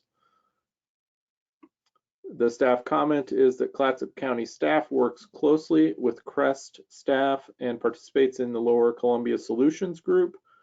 Staff recommendation on this item is to retain the policy. All of the CACs have reported that they support staff recommendation to retain the policy. I will take, to speed the process here, from Clatsop Plains CAC, I will bring forward a recommendation to retain the policy as written, that is supporting staff recommendation. Since that's coming from a subcommittee, we don't need a second for that. So we can move immediately to discussion. Is there any discussion on retaining this policy as written? Pat and then Cheryl. I guess as I'm reading it, and it sounds like it was back at the beginning of CREST days, and that was probably what generated that. I'd like the county shall work to maintain the quality of its estuarine waters through participation in, and I think you alluded to, there are already, sort of existing partnerships of that kind, to just leave that kind of more open-ended than specifically talking about a process. Do you have a proposed language amendment there, Pat? Let's see, through participation in, maybe help me, relevant regional processes or relevant regional actions. The plural. Gail, yes, processes. Do you have any feedback on that, since Pat's asking for feedback?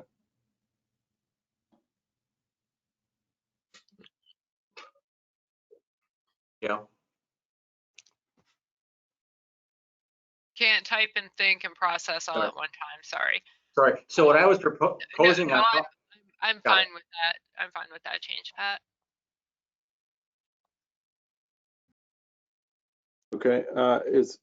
I'll just ask for the sake of discussion here. Is there any significant meaning lost by taking out Columbia River as a part of that? Obviously, we have other rivers. We may have other estuarine processes that we want to worry about, and maybe broad language is acceptable, but I just want to raise that question. So we've got a motion to change the language at the end of this line to through participation in relevant regional processes. Is there let me check first. Is there a second for that motion? Second. Okay, Jim has a second. Is there a discussion on that? Cheryl, you had your hand up. Did you have discussion on this motion? Yeah, CREST is a very unique organization, and Clatsop County is very unique in all of the counties across the entire state that are updating their land use plans. We are the only ones who are responsible for the overseers of the Columbia River estuary. So it's a very unique responsibility that we have. And CREST specifically is a resource that the other counties across the state also do not have. So, and it's also a member organization. They don't exist unless the cities, counties on both sides of the river, both Washington and Oregon, are part of it and financially support the work that they do. So I would very much like for CREST to continue to be listed specifically in policy 7. So maybe what we want to do is what Pat was suggesting, and then we add in the words and CREST. So I think what I'm doing is suggesting an amendment. Okay. And that's a friendly amendment, and I like that. Could even say through participation with CREST and other relevant activities or relevant efforts. Yes, that's good. That's where I'm going. And if Andy will let us have it be a friendly amendment, that moves things forward. I'm not in favor of friendliness in any form, I think. I'll take, let me, Cheryl, I've got that you're moving to include and through participation in relevant regional processes and involvement with CREST and other groups. Is that the language that I heard from you? I think Pat had a clear.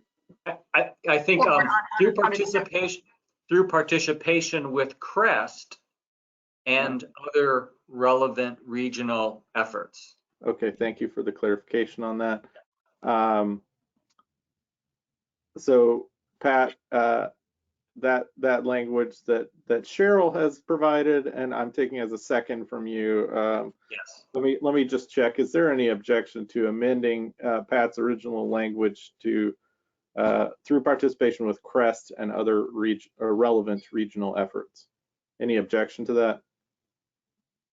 Okay, then we can go back to just whether we want to amend the end of this this policy 7. So is there any further discussion on Pat's amendment language for replacing the end of this policy with through participation with CREST and other relevant regional efforts? Okay, is there any objection to this amended language? Okay, hearing no objection, the amendment carries, and we can amend policy 7 as suggested. Is there any further discussion on policy 7?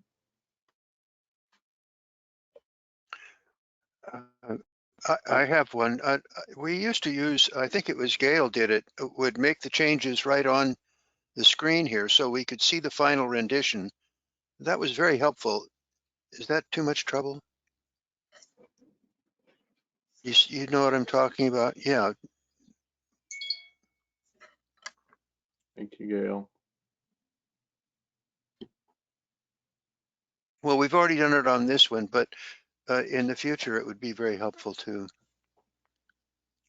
I am, Gail is usually, and in this case also, putting the proposed change in the purple column on the far right, if that's visible to you. I can at least see it on my screen. Is that chat or is that something else? No, it's this, each of the CAC subgroups has their own colored column, and then there's a purple column for the countywide, and she's been putting the motion out in that purple column. Oh, yeah, I don't see that one on my screen if I can read. Okay, that makes sense. Okay, so if there's no further items for policy 7, we can move down to policy 8. Policy 8 is one that we have talked about before in the groundwater resources discussion.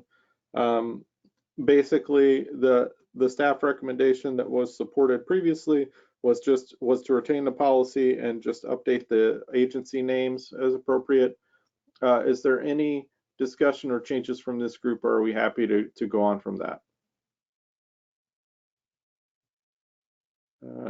Hearing no objection to moving on, let's retain that and move on to policy 9. Policy 9 was also previously discussed with a support staff recommendation motion at that time. There is some discussion here from a couple of the CAC groups, and one CAC group seems to have had a split vote about retaining this policy. So previous action was to remove the policy. Because we've got some mixed feedback, I'm inclined to think that we might have a vote to see if we want to reopen our vote on this. So let me check with the group. So we have a previous vote that supported staff recommendation to remove this policy. Let me check with you all. Do you want to overturn our previous vote? So let me put this up to a vote for you all because we need a 2/3 mark. And let me read the policy so we're clear on what we've previously said we were going to remove. So policy 9 is the county shall recommend that state agencies regulate the issuance of water rights so as to ensure the total water rights of a stream bed do not exceed the minimum stream flow. So staff recommendation followed the logic that this was not within the county's jurisdiction to weigh in on in the way that policy 9 suggests.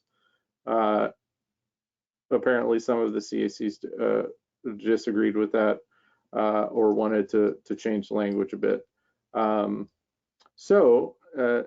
Do we want to reopen this discussion? It would take a 2/3 vote for us to reopen discussion on this item. I'll just ask, do we want to reopen that? Jan Mitchell, how do you vote on reopening discussion for policy 9? I see your lips moving, but.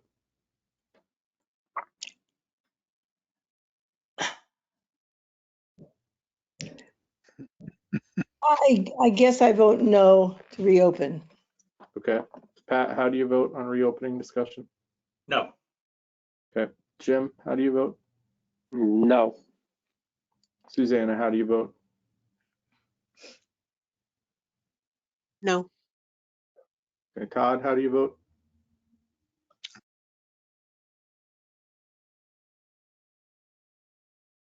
Oh, Todd, I think we went the wrong direction on the mute. No. Okay. It's just delayed. Robert, how do you vote? Nay. Okay. And Cheryl, how do you vote? No. Okay. So by a vote of 0 to 7, the notion of reopening discussion on policy 9 fails.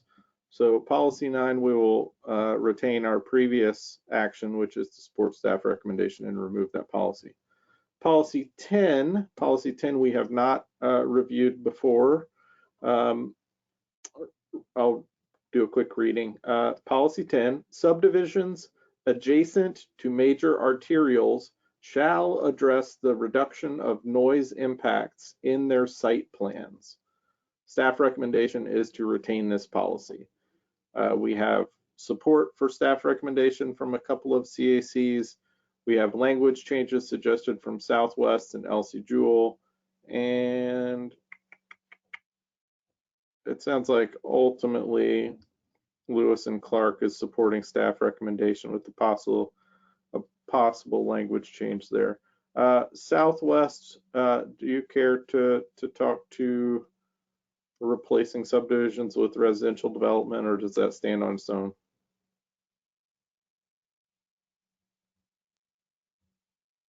We were concerned that it did pertain to residential developments, but then residential developments are too small to really enforce, I understand. So if that understanding is correct, then we wouldn't have any objection to leaving it as is.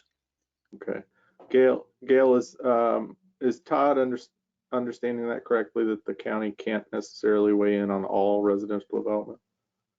The county could. I think it would be very onerous in terms of what staff would work with. I think it would be very onerous for as a person who just buys a piece of property to build a house to have to work with that.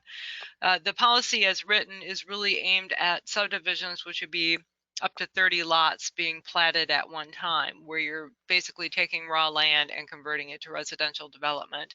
And when you're dealing with that level of development, you're usually dealing with persons who have the financial wherewithal to address that and understand how to address it. And I think from a staff viewpoint, placing this on anyone who just wants to build a house anywhere at any time in the county, I think would just, it would definitely increase the cost for the person building the house, and it would increase staff time and probably then permit costs that we would have to review to ensure that what they're proposing would be enough to reduce noise impacts on their sites. So I think it becomes very complicated when you apply it to individual residential development on a single lot. Okay, thank you, Gail. Todd, do you think that addresses the concerns from Southwest? Yes, that does. I do have a question about it, though. The term major arterials, which are the major arterials in our county now at this time? That would be the highways for the most part. So 26, 30, 101, 53. Okay. And you don't anticipate that changing in the next 10 years, 20 years? I would not foresee that changing. The major arterials are always going to be the biggest roads in the county that carry the most traffic volume. And unless ODOT comes up with a new highway that cuts through in a different part of the county, then I wouldn't foresee anything. Okay, thank you. Thanks. Thank you, Gail. Pat? I'm wondering, would staff be okay to deleting that that policy in its entirety? It seems to me more like a developer concern. Staff recommends retaining it, and I would kind of lean that way, but would it be okay if it was deleted in terms of staff operations and function? Since we probably do one subdivision every 5 years, doing it with a subdivision is really not an issue, and I think that's the appropriate place where we should be addressing it. For example, there is a new subdivision, Dune Estates, that's being developed on Clatsop Plains right now, right up against Highway 101. And think of this as you're going down a major interstate in an urban area where you see the sound barrier walls. What we're trying to get at is that people, first of all, need to be aware that they're buying next to a highway and that the highway is going to have noise. But when a developer chooses to build in that location, there should be consequences that he should or she should have to mitigate for what's going to become a future problem. Otherwise, it comes back to ODOT and it comes back to the taxpayers when the 30 lots sell and now 30 families are coming to ODOT complaining about the noise and demanding that ODOT put up a sound barrier for them. So I would prefer it be left in. Thank you. It clearly was a Clatsop Plains issue too. You know, on our advisory committee, that noise in residential areas needed to be protected. Mm-hmm. Thank you, Robert. Okay, so we maybe have addressed the Southwest issue. Elsie Jewell suggested the addition of water runoff and air pollution. I assume that's noise, water runoff and air pollution impacts in their site plans. Susanna, do you care to speak to that language change suggestion? Yes, I think it was, just the whole drainage when you have a lot more asphalt and you have coupled with, a highway runoff, that how all that pollution from asphalt, pavement gets dealt with. And that's the water runoff issue. And that there is air pollution as well as sound pollution from highways. It definitely, as things get more congested and everybody is just, it even backs up on Highway 26 outside of Seaside. 101 clear to 26 sometimes backs up. And you have all the cars idling. And so you get the air pollution parts. It's not bad like Portland I-5, diesel, all that stuff. But I think that's why we put that in there. Okay. Thank you. Robert? And it's not just clean water that we're talking about. It's that anytime you have a highway and then you put water on it, you're flushing off some really yucky, bad stuff that certainly is part of our broader topic of today. Thank you. So, so process-wise, we've got one suggestion from Elsie Jewell about adding some language. We've got a broader suggestion from the rest of the groups to retain the policy as is. Do we have a motion from the floor about the way we want to move forward? Jim? I'd like to see the addition of Elsie Jewell within the policy. Okay, so I'm going to take that as a motion to add the language, comma, water runoff and air pollution after noise in policy 10. Is that correct as a motion? Yes, it is. Okay, is there a second for Jim's motion? Second.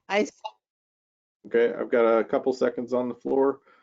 So is there discussion on the motion to add water runoff and air pollution to the previous policy 10? Cheryl and then Robert. I would ask Gail if she thinks this is the appropriate place to add this. I like the concept. Just if Gail could say whether or not it fits in there correctly. This would be a good place for it, yes. Okay, Gail, I think for clarification, I think and maybe I stated the motion incorrectly, but I think it was to be added after noise and before impacts. Yeah, thank you. Is there further discussion, Robert?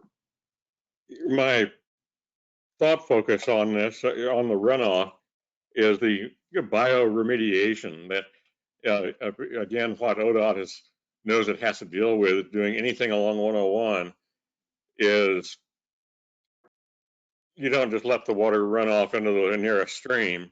It has to be processed, kind of like the Cannon Beach marshes do. You know, so it isn't just water runoff, but it's the somehow capture the crud management aspect of that. Okay, thank you, Robert. Further discussion on this, Todd? I saw you came off mute there. Well, I was going to just say that I was going to offer bioswales to Robert, and I think it reads very well. I intend to support it.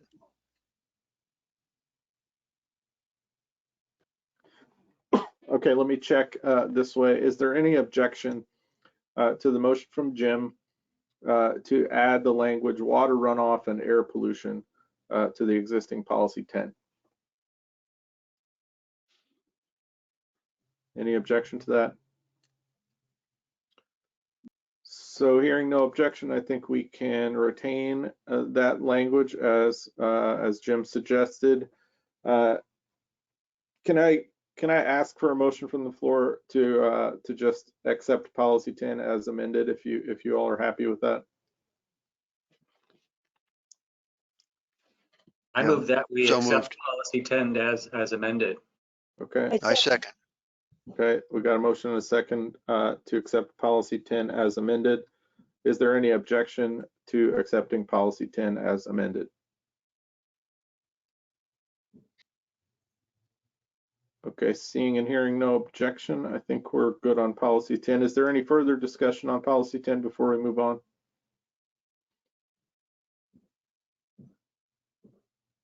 Okay, so policy 11. Policy 11 is again one that I don't believe we have weighed in on before, so I'll read it and the staff comments. Policy 11, performance standards for noise will be considered for inclusion as standards in the county's industrial commercial zones. staff comment is that performance standards have been included in the industrial commercial zones, and staff recommendation is to revise the policy to state that the county will continue to enforce performance standards for noise that are included in the industrial and commercial zones. We've got 3 CACs that have supported staff recommendation. Clatsop Plains has noted that noise regulations need to be strengthened, especially when uses, including all non-residential uses, are adjacent to residential areas. Noise limits in residential zones also need to be reviewed, for example, fireworks, and there is a need to establish specific noise levels and thresholds. Robert, do you care to speak to that further than what is contained in the comment? I wish it could be wordsmithed by someone succinctly. Okay, thank you, sir.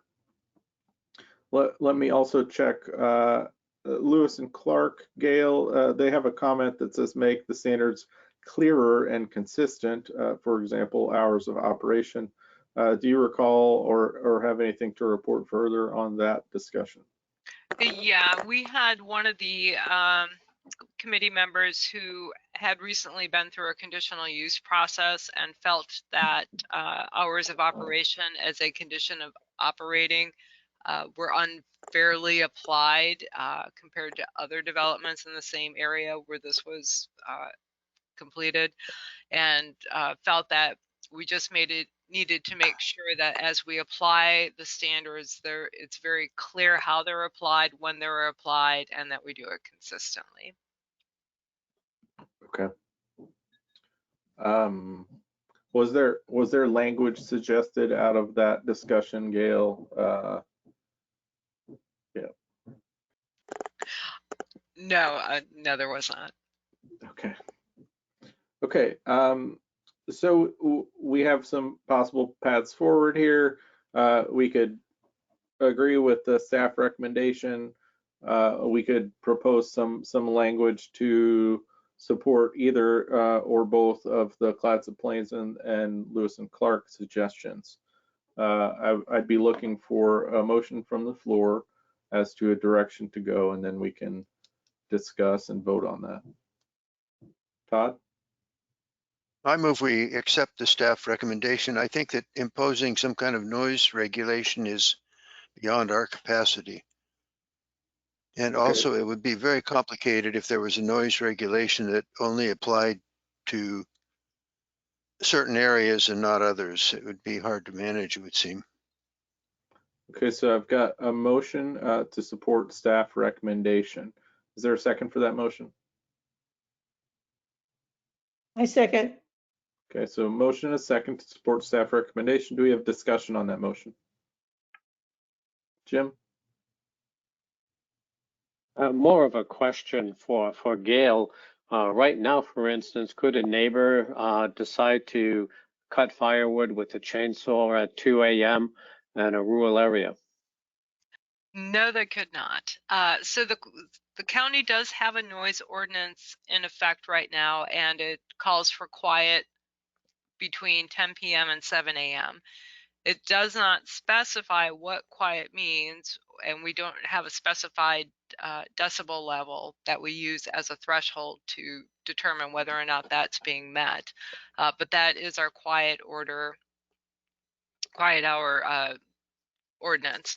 And so the performance standards, where are we? We're on policy 11. The performance standards specifically relate to right now in our commercial and industrial districts where we have language that said your business should not produce noise beyond what's normally acceptable at a business. So for example, if you had an auto body shop and you were constantly grinding down metal for 8 hours a day or something like that, that would be above and beyond and be a point where we would probably put hours of operation restrictions on you.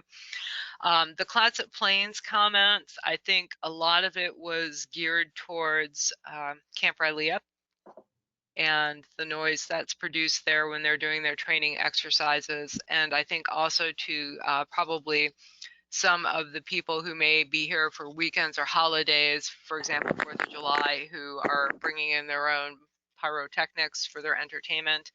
And but it does create a loud level of noise, and it probably happens on a more regular basis because you see a lot of second home owners or vacation rentals in some of these areas, and I think that was the concern. Thank you, Gail. Did that answer the question? Sorry. Yeah, yes, it did. Thank you. Okay, so it seems to have cured itself, but the hydroplane races that used to be a nuisance on Cullowbee, certainly there used to be a dirt track, racetrack down close to Anderson Road and 101, but these seem to have been kind of self-regulating. They're not current problems. Susanna? Somewhere I remember in our meetings we discussed the gravel pit operations, which do concern me because the gravel trucks are noisy and there is blasting, and the idea of blasting suddenly at 7 a.m. and because some of those pits have been known to, I think, even work on weekends, I find that all of that's problematic. To be 10 p.m., going till 10 p.m., starting at 7 a.m. Thank you, Susanna. Is there further discussion on, so the motion on the table is to support staff recommendation, which is to make some revisions to the policy but retain it. Is there further discussion on that motion?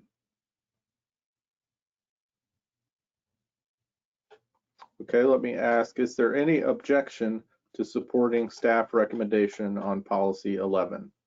Any objection to supporting staff recommendation on policy 11? Okay, so seeing or hearing no objection, we can support staff recommendation there and move forward to policy 12. Policy 12 is also— Andy, I think we're going too fast. Really? Well, I'm just kidding, sorry. Feel free to add some amendments on the next one.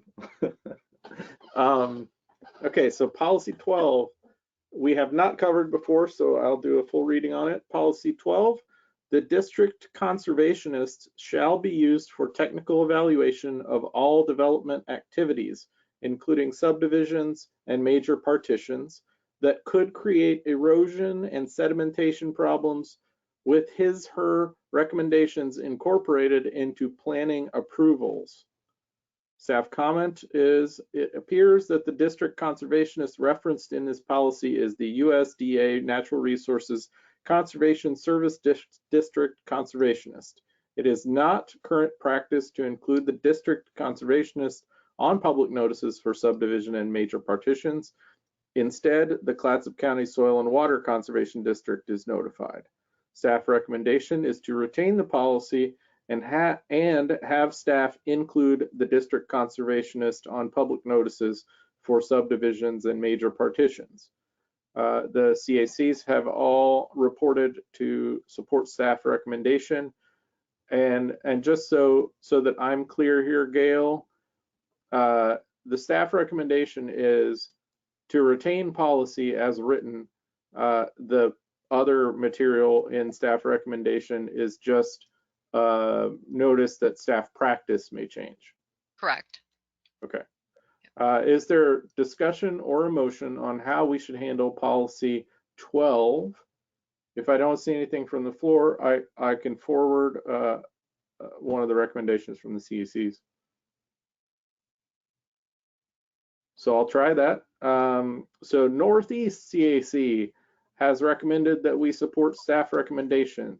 So I will take from our subcommittee that we support staff recommendation to retain the policy and have a practice change so that we start notifying the district conservationist. Is there discussion on that recommendation? Jim and then Commissioner Webb. Well, my only concern here is I think it's great that the NRCS is notified, but it also states shall be used for technical evaluation. I'm just not sure. That sounds like they have control of the process. Well, at least for the evaluation. Is that really what the county wants? I mean, clearly to have input for them, I think is great. But more than that, I just know I have personal reservations, but if the county doesn't have any objections, then, you know, I'll go with it. Gail, do you have feedback on that question from Jim? I hadn't read it quite that way, Jim, but I can see how it could be taken that way. Normally what we do with our public notices is we do send out to a variety of state agencies, Department of Land Conservation and Development, usually Forestry and Wildlife. If there's wetlands on the property, we notify DSL, and we'll include fire districts, water districts, sewer districts, just because we do want their technical support and we do rely on it. But I have never turned down an application because we did not get comments back from a particular jurisdiction. Does that make sense? So we would like their input, but if we don't get it, then that wouldn't freeze the permit application. We wouldn't deny it based on a non-response from an agency. Does that make sense? Does that address your question? Yeah, it does partially. It's almost a usurpation, usurping some of the authority for the county. I suppose that's what bothers me a little bit. And instead of having soliciting input from NRCS, I think is very appropriate. I might be reading too much into this, and that's all I have to say. If you feel comfortable, then I'm not going to push the point. Yeah, and I think to revise the policy to state exactly what you just said, that we shall include them on, basically include them on our public notice list, I think would be a perfect revision to recommend. It just makes clear what I think how staff read it, but it would just clarify that. Could we substitute be used with shall consult with? So I can treat that as a motion, though there may who knows what we would settle on. But so Todd is suggesting an amendment to replace be used with consult with. Is there a second for that motion? I'll second it. Yeah. Okay, so I got a motion and a second to replace the word be used with consult with. So take 4 out. Okay, to be so be used for with consult with. Is that correct, Todd? Yeah, right. Okay. Is there discussion on that amendment, that proposed amendment? Pat? Yeah, I think 1980, that was probably about the time when those conservationists were hired. This really sounds to me like that kind of a thing from a long time ago that should be cleaned up real clear. And maybe, maybe indicate on par with everybody else. I get Jim's point that it does sound like this is the technical advisor, and that's a little disconcerting. But I think this amendment, this motion will take care of that. Okay, Gail, I want to take you first, and then Robert. Gail? Yeah, I just don't think your revision makes grammatical sense. Right, I agree. Yeah, the consult regarding technical evaluation might be better, something like that. Does that take care of it, Gail?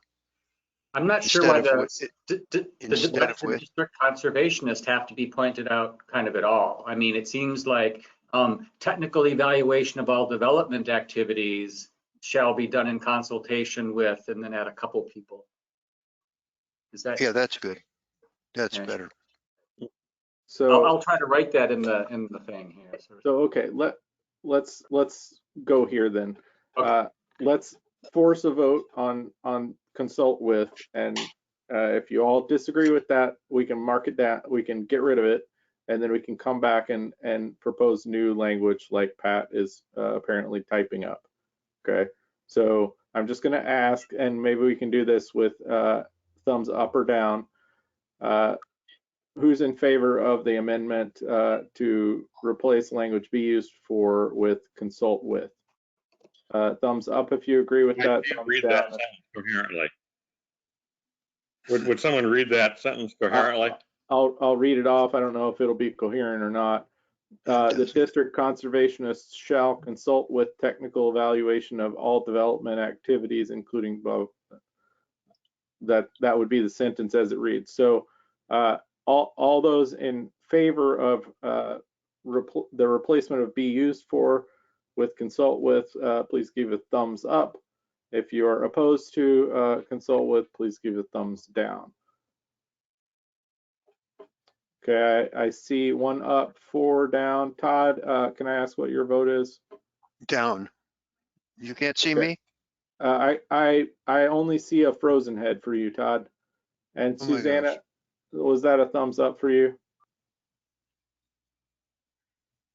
Well, I find the wording very awkward, but I voted to go with the consult with part. It's Okay. still not grammatically correct. That's fine. So we've got 2 in favor and 4 opposed. So that motion will fail. So we're back to the table. And Patrick, you indicated before that you might be suggesting language. Sorry, Commissioner, I do see that you got a hand up, but I may Actually, yeah, you muted yourself halfway through there. You're speaking a million words a minute, There but we I'm not go. hearing it. Yep. My fingers are still typing. Maybe this would be a good time for Commissioner Webb to weigh Okay, in. fair enough. Commissioner? I would suggest not naming these specific entities.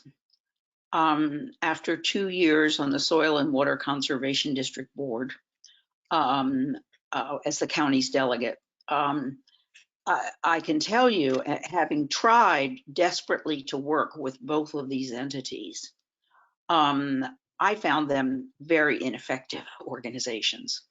And I'm willing to say that in public. Neither of them have staff expertise in development issues that would be at all relevant. I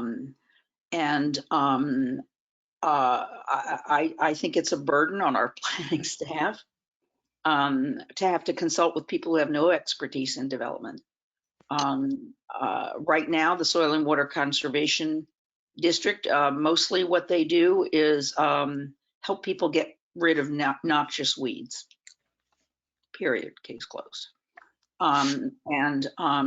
There's a new, actually, staff person, well, fairly new, maybe a year new, from the NCRS, and so who is very young, and as I say, and inexperienced in development issues. So I see no upside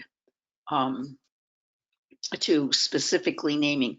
I think probably 40 years ago, they were probably one of the few games in town, but they just aren't anymore, and they have become rather irrelevant. And so I see no benefit to specifically naming them at all. And I just entered a sentence into chat that says technical evaluation of all development activities that could create erosion and sedimentation shall be done by qualified experts. I think that would be definitely the way to go. Any better phrase than qualified experts? Shall be done by, so qualified by who, and all this sort of stuff like that. Is there a association? I think I'm probably out of order suggesting this before you actually get to the stage of getting a second and everything. But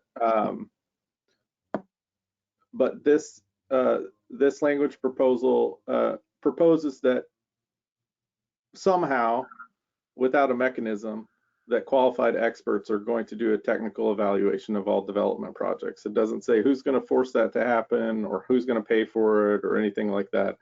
So I would just, I would friendly make the suggestion that we should accommodate the mechanism, or if we're just looking for notification, like Gail is saying that that's the actual de facto thing that's happening, that we should note that as what we want, not that we're going to force qualified experts to do our work for us somehow. Great point. And I would assume then that in areas that are going to cause erosion and sedimentation, there are already mechanisms by which, just in the typical development process, those would be flagged, correct?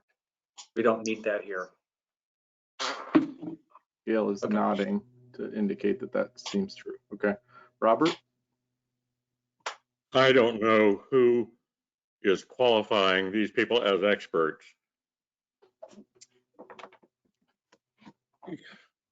Well, I know there are helpful people who will suggest that you spread a bale of hay when you have bulldozed a sand dune, but it's hardly expertise, and what it takes to show that you're a card-carrying expert.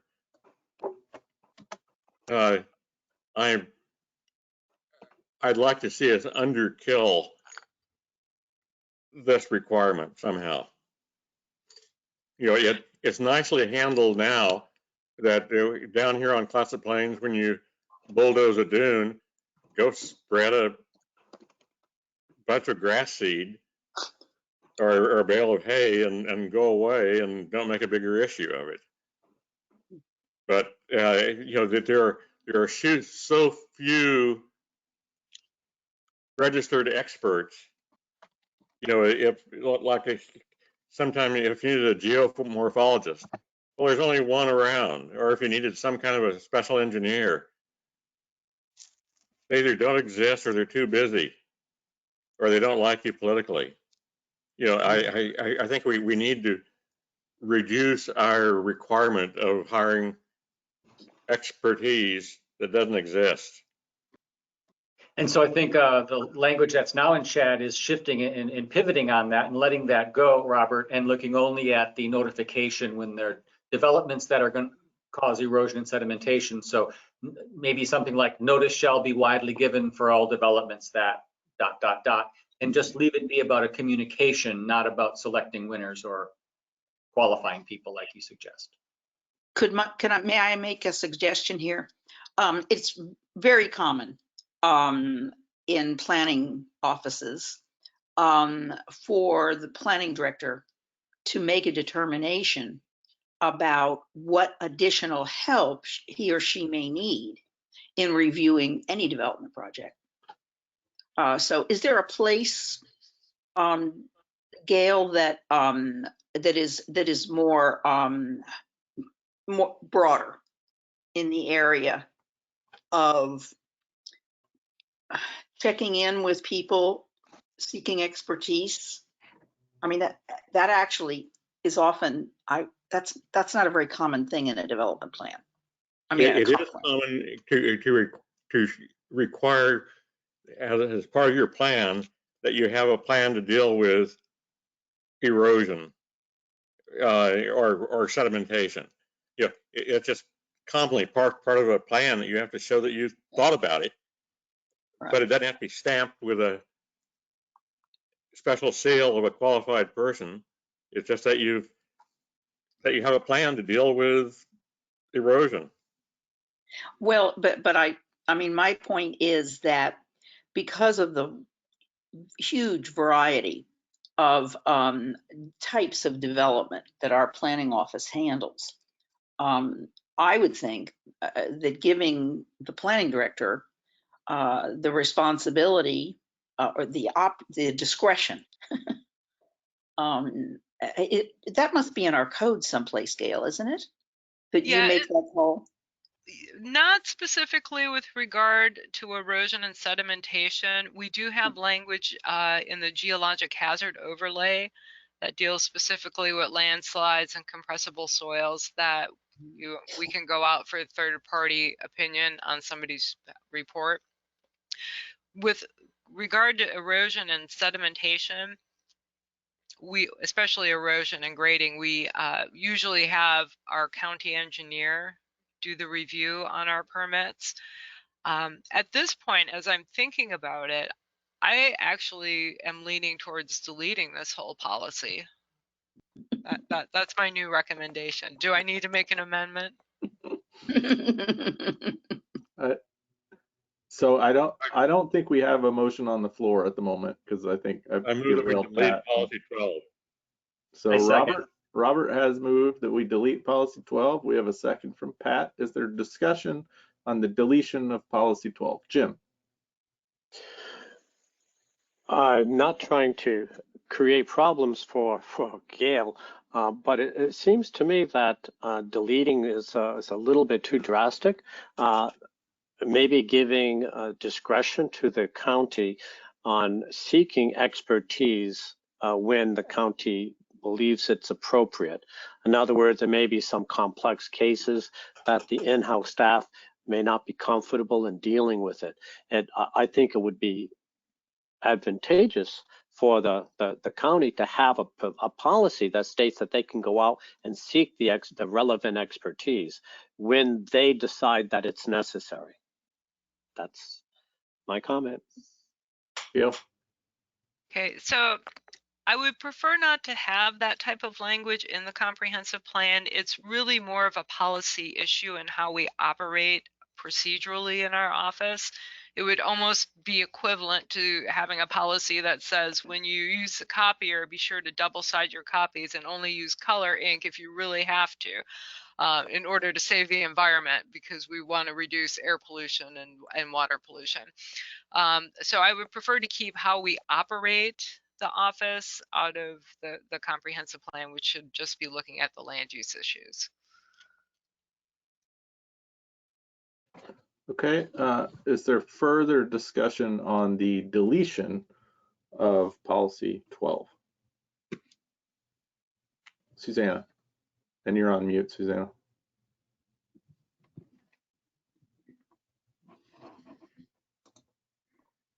I'm making food noises, so I mute. Gail, I know that you notify a lot of people, including water and soil, and I totally understand Pam's questions about it because I'm on the Soil Water Conservation District and I'm very limited in some ways. But it is a way that the community sees stuff happening. There are ways that when stuff is coming up, the Planning Commission does notify people. Is any of that going to be impacted by deleting this policy? No, because is the whole notification process. Yeah, that's actually spelled out in Is ORS. it the notification? Mm-hmm. Okay. Okay, so let's, unless there's other comment, let's ask, is there any objection from the group for deleting policy 12? Any objection to deletion of policy 12? Okay, so here, seeing and hearing no objection here, we can dispense with policy 12. Okay, so our next item is really reviewing anything that we want as a group to review on table 2, and or probably more pertinently, if we think we want to add any new policies under the countywide CAC section of table 2 for just a friendly Scrivener's note that the worksheet is titled for goal 5, but it's really goal 6. So do we have anything that we want to discuss on the either staff recommendations or CAC groups new policies, or are there new policies that you all would like to propose at this time? Cheryl, I see your hand. There are 2 pages of recommendations here, and I'm noticing that we have about 35 minutes of working time left, but the staff recommendations, there are, if we just numbered them down, there are 6 of them. I'm hoping that we would have interest and time to go through those. Things which are already in the comp plan, we go over and deal with in minutia, but these big new ones that there isn't anything written on, and that the whole writing, the drafting is very general at this point. We spend very little time on, and sometimes I think we're upside down. So it is my hope, my values today that we could hopefully, in the 35 minutes remaining, we could at least get through the 6 that are recommended by staff. And maybe if we didn't, nuance them, if we could at least as a group give these our okays, then I have a stronger feeling that they would be in the final form of the land use plan, and that it would make it through all of the other hoops that it has to jump through. Thank you for the feedback, Cheryl. Is there objection from the group for us just trying to go through the staff recommendation section to see if we have specific feedback on any of these staff recommendations? Okay, I don't see any objection to that. So I think it's a good idea for us to go through these. So let's just, well, actually, let me ask Gail, instead of me reading them, do you care to present any of these, or would it be better for you if I read them off? I can go ahead and give you a little break here.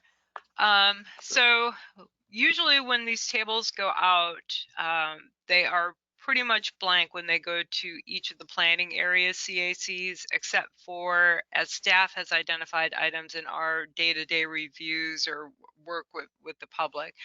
So what we're going to focus on are the recommendations that staff has come up with where we see failings in the system or things that the comp plan hasn't addressed or didn't envision 40 years ago.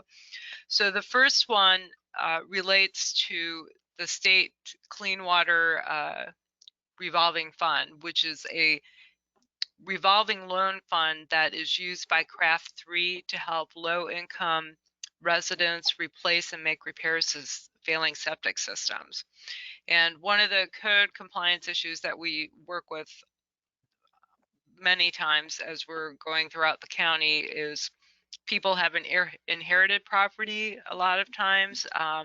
They may have issues that prevent them from having jobs, or they don't have jobs, or they're older and the house is paid for, but they don't have the money to make the repairs to the septic system. There are some very bad situations out there. So we would like to encourage at the state level that more funding be made available to that revolving loan fund, which in turn could be loaned out to Craft 3, which right now is out of funding to help people replace their septic tanks and systems. So that was our first comment. So it says Clatsop County will continue to work with state legislators to increase funding for the Clean Water State Revolving Fund to be used for below market rate loans to assist low-income property owners repair or replace failing septic systems. So that was our suggested wording. So any questions or feedback on that item from the group? Todd? I move we adopt that language. Second.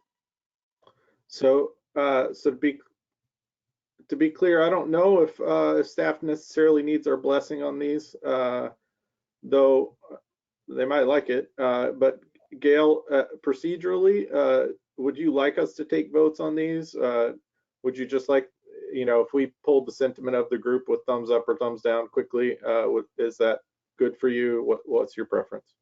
Yeah, I would prefer thumbs up, thumbs down, just kind of a quick and dirty. This is, again, really a place for us to brainstorm and not to too finely wordsmith at this point, at least from my perspective. I'm just trying to get people to think about all the things that come into their heads so that we can, you know, sometimes we get to the point with our groups where we're actually drafting some draft policy language, and sometimes we don't. Sometimes we just know there's an issue, but we're not sure what wording we need to address it. And maybe those are areas where you could help us, where we haven't quite put a policy together, but we need some help identifying. We know what the issue is, but we haven't just come up with the language. So can I ask, poll from thumbs up, thumbs down, poll from the group, is this something that the group supports? Yeah.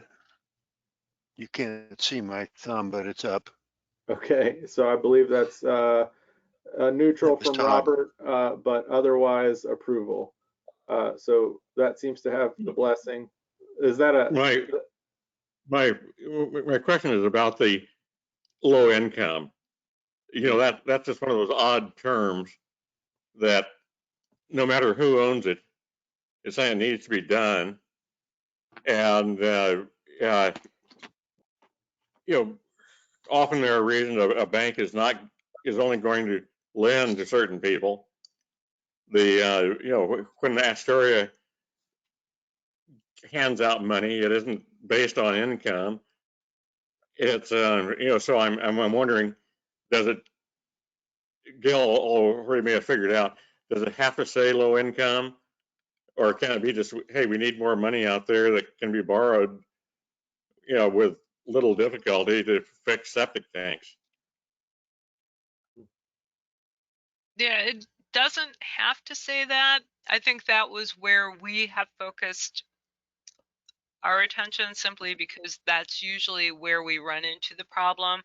You don't see it on oceanfront homes, you know, down in Clatsop Plains or, you know, Cove Beach, Falcon Cove, Arch Cape. It's areas where people are usually lower income and don't have the money. Gail, I think it costs around $23,000. So it's kind of like the concept of affordable housing. You know, what does it take to fix one of these? Well, it's not chump change. You know, period. Gail, I think my only feedback for this is that I think the county perhaps could play a role in publicizing programs like this, if you don't already, to let homeowners know that they're there, and if that could be made explicit, like, I think that's a good role for community development to play, as well as to not just this program, but to be a good clearinghouse for information for homeowners and developers to know what programs are out there.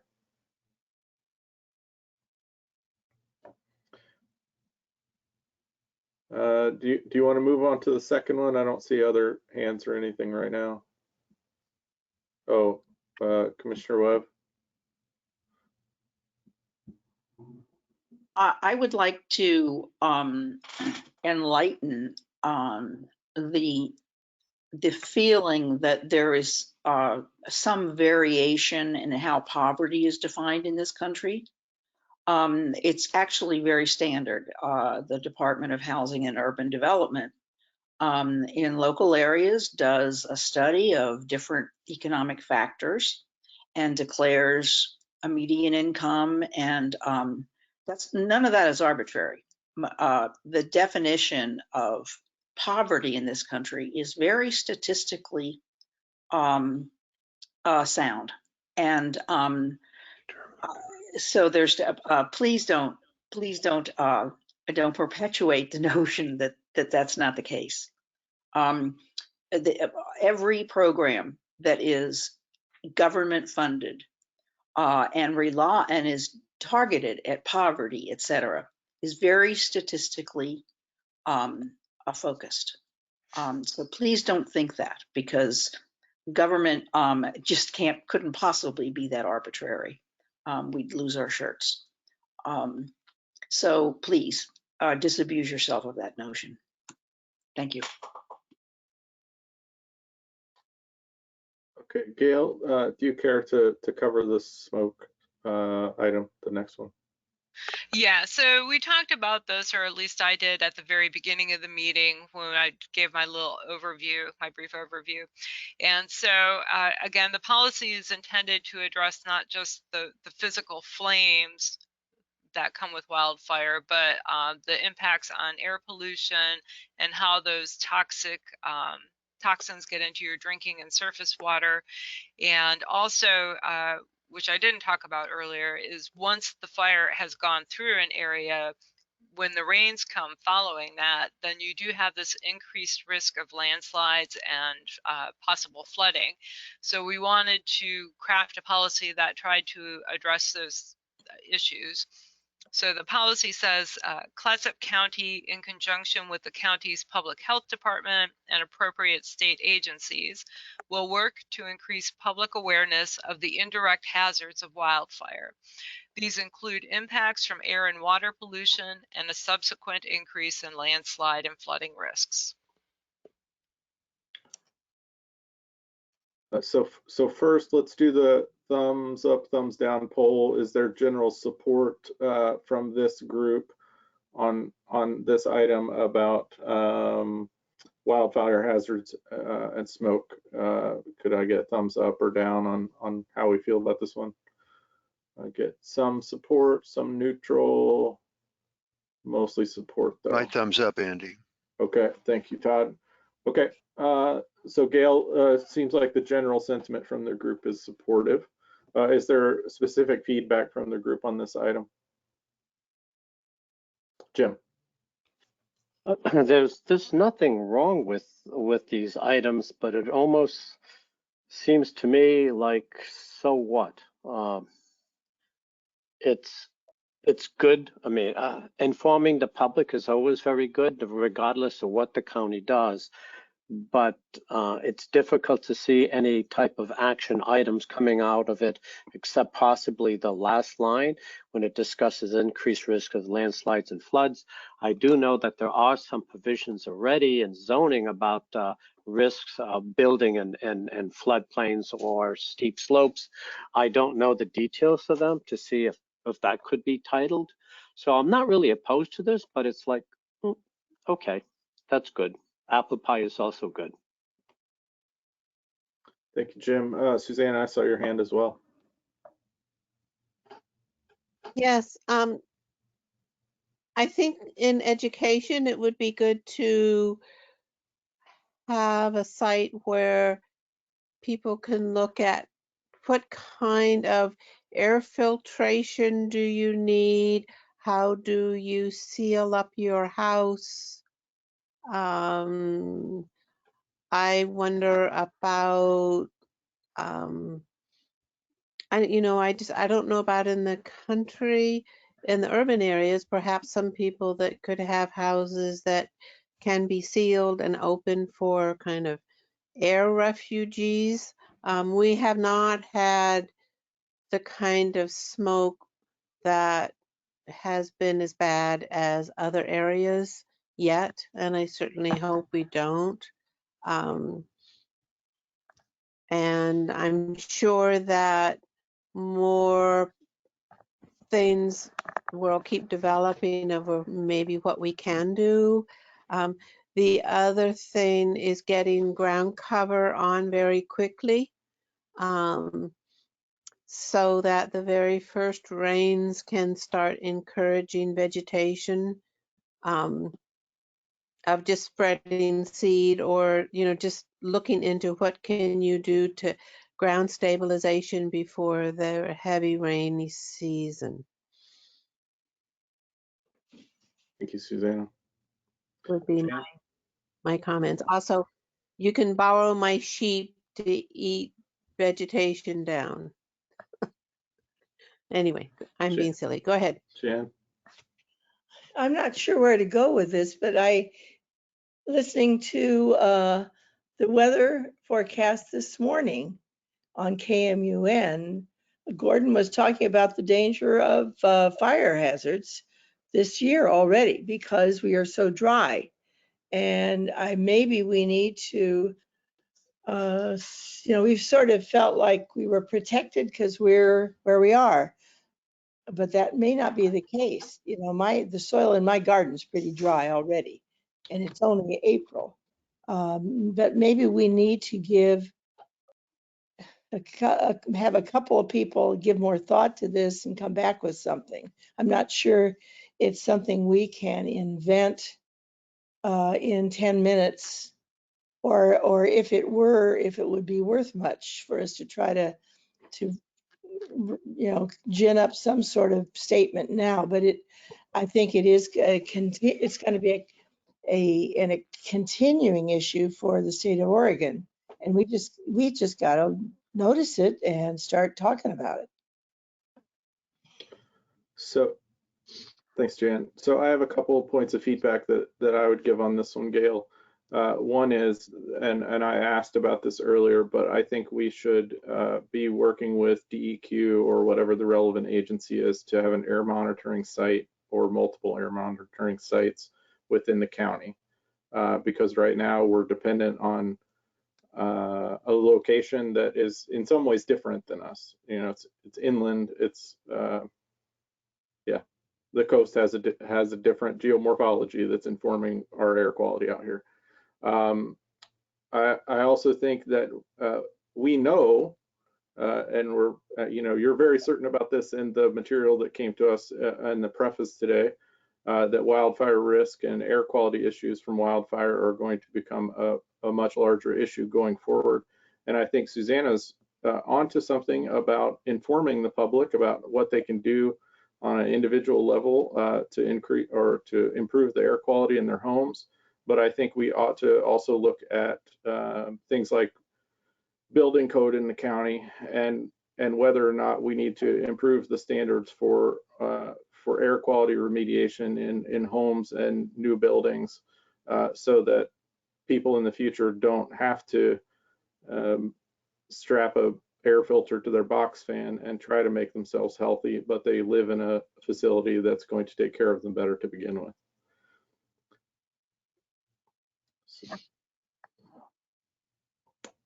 Susanna? I mean, one thing that worries us out in the country is the fact that at least Astoria has not been able to deal with their homeless population, and some of us feel they're just pushing them outside of their urban boundaries, which is the county. And so there's, homelessness now moving into the woods.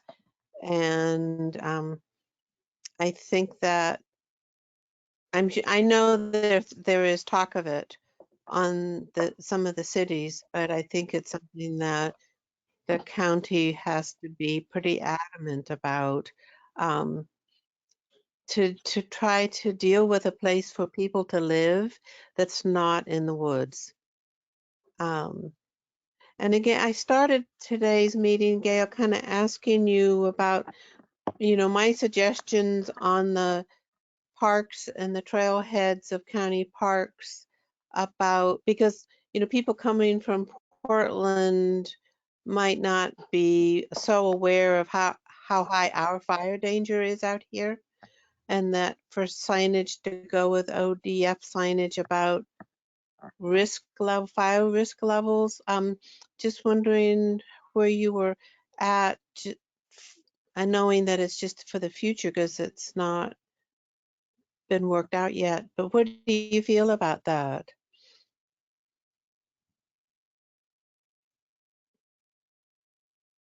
I mean, we When can I can't hear.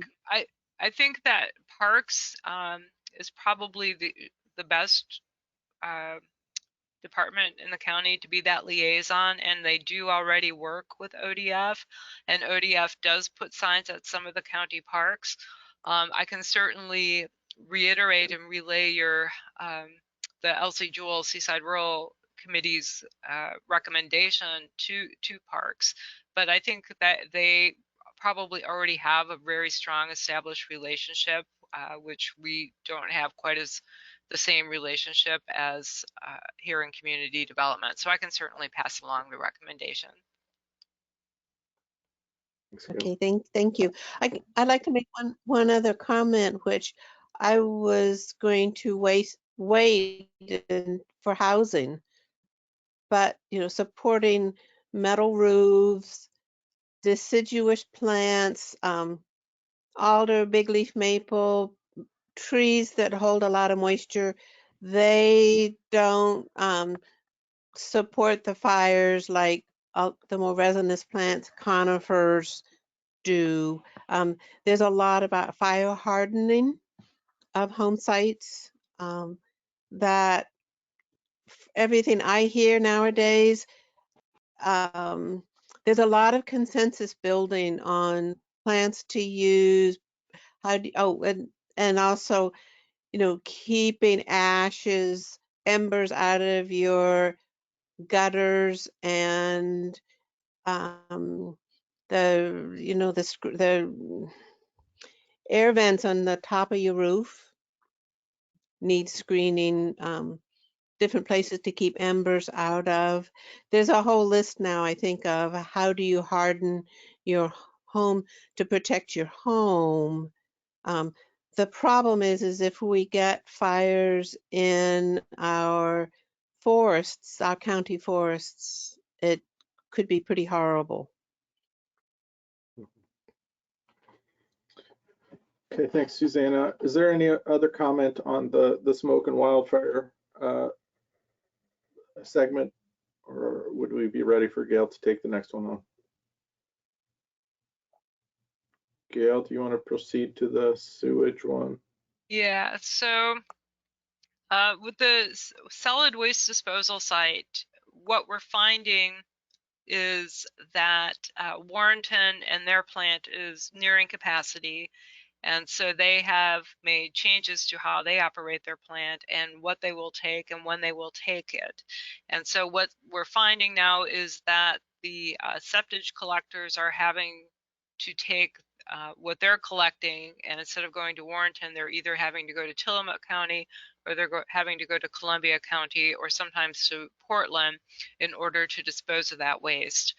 And so one of the things that there have been, at least in an internal staff level, looking at some of these issues, is where can we put that something like a biodigester or some sort of holding facility, even that the commercial septage haulers could use to help alleviate this issue. Because the further that the septic haulers have to go to dispose of the waste, it increases the cost for the upkeep and maintenance of the septic system itself. And at a time where there's a huge push to create more affordable housing, this is one of the costs in a rural area where you will have a very strong impact on affordable housing, because the septic tanks are expensive. They're expensive to install, they're expensive to maintain, and this is just increasing the cost. So we're trying to help alleviate that. So the policy basically says Clatsop County will work with private landowners to identify a future site or sites for the installation of a solid waste disposal site to accommodate a biodigester or other system for the temporary treatment and or storage of septage. And biodigester does not have to be in there. It was a term that at the time we wrote this policy that was being talked about internally, but that we're not wedded to that. Robert? What benefit would something on the order of Cannon Beach's sewage lagoon plus the additional swales be, just out here on Clatsop Plains or somewhere? Is there, maybe convert Sunset Lake into a new sewage lagoon like Cannon Beach has. That won't get us any headlines at all. I saw Susanna and then Cheryl.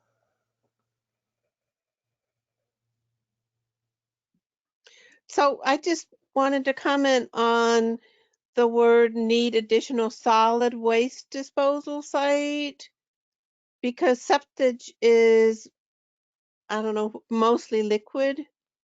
So I don't know if that's a problem using having the word solid, and it threw me off at first when I was reading it, and I realized you just mean what's pumped out of a septic tank, right? Yeah. Yeah, that's correct. Which Yeah, so I just think solid waste. Go ahead. Yeah. So I've got. Can't hear you, Gail. Yeah, I have nothing to add, Susanna. Susanna, that's normal terminology. Okay, even though it's liquid, it's considered, no matter, right, as long as it's not a problem. Cheryl and then Jim. Yeah, I think this is a really good one and a really important one. Both this one and the first one that the county are proposing have to do with septic systems. And in the Northeast, we have 5 members, and 5 out of 5 of us are on septic systems. So in Clatsop County, there's Astoria and Seaside, but then there's a lot of us folks out here in rural, and I'm glad to see the county addressing these. I am in full support of this, but I agree with the Southwest recommendation to delete work with private landowners. Hopefully they would be looking to all kinds of sources, everything possible. I'm hoping that we can vote to support this and move on. We have a very limited time. I'll let Jim comment, and then we can try to get a thumb. I propose that we support the staff recommendation column, but not worry about the proposed draft language, because I think that they need to do more research, and the policy will follow from the objective. The objective is to have additional solid waste disposal sites, and then we should just move on. Okay, can we do a thumb poll with the group on this septage storage or treatment site? Are we in agreement, support, or for thumbs up, or don't like this idea, thumbs down? So support, support, support, support, support. Todd, I see now support, and Robert, I don't see a vote, but okay, that's an up. Okay, so you got support, Gail, for this one too. Organic waste. Yeah, this is very similar to the one that we just looked at. This was based on comments that came from the Lewis and Clark committee in a previous meeting, and it didn't fit into the goals and policies at that particular meeting, so staff carried it over. But basically what the need is that there needs to be a place where people can bring basically clean fill and have a disposal site for it. And I don't know how big of a problem this is in the county. This was driven more by I think people that are on that Lewis and Clark committee and their specific needs. But we take all ideas and then we weed them out. So we put that one in there. Okay, thank you. Is there feedback on this item from the group? We're failing that. Can we maybe start? Okay, Jim. My comment is, like, to me, organic waste are different than clean fill. So that's why I was actually a little confused. In terms of finding if there is a perceived need for additional sites, then that's, I'm fine with that. But it was just confusing combining those two terms, in my mind anyway. Thanks, Jim. Let's do a quick thumb poll on this one. Are we in support or in opposition to this organic waste / fill disposal site idea? Got 1 support, 2, 3, 4, 5, 6, 7. Okay, all in support. Gail.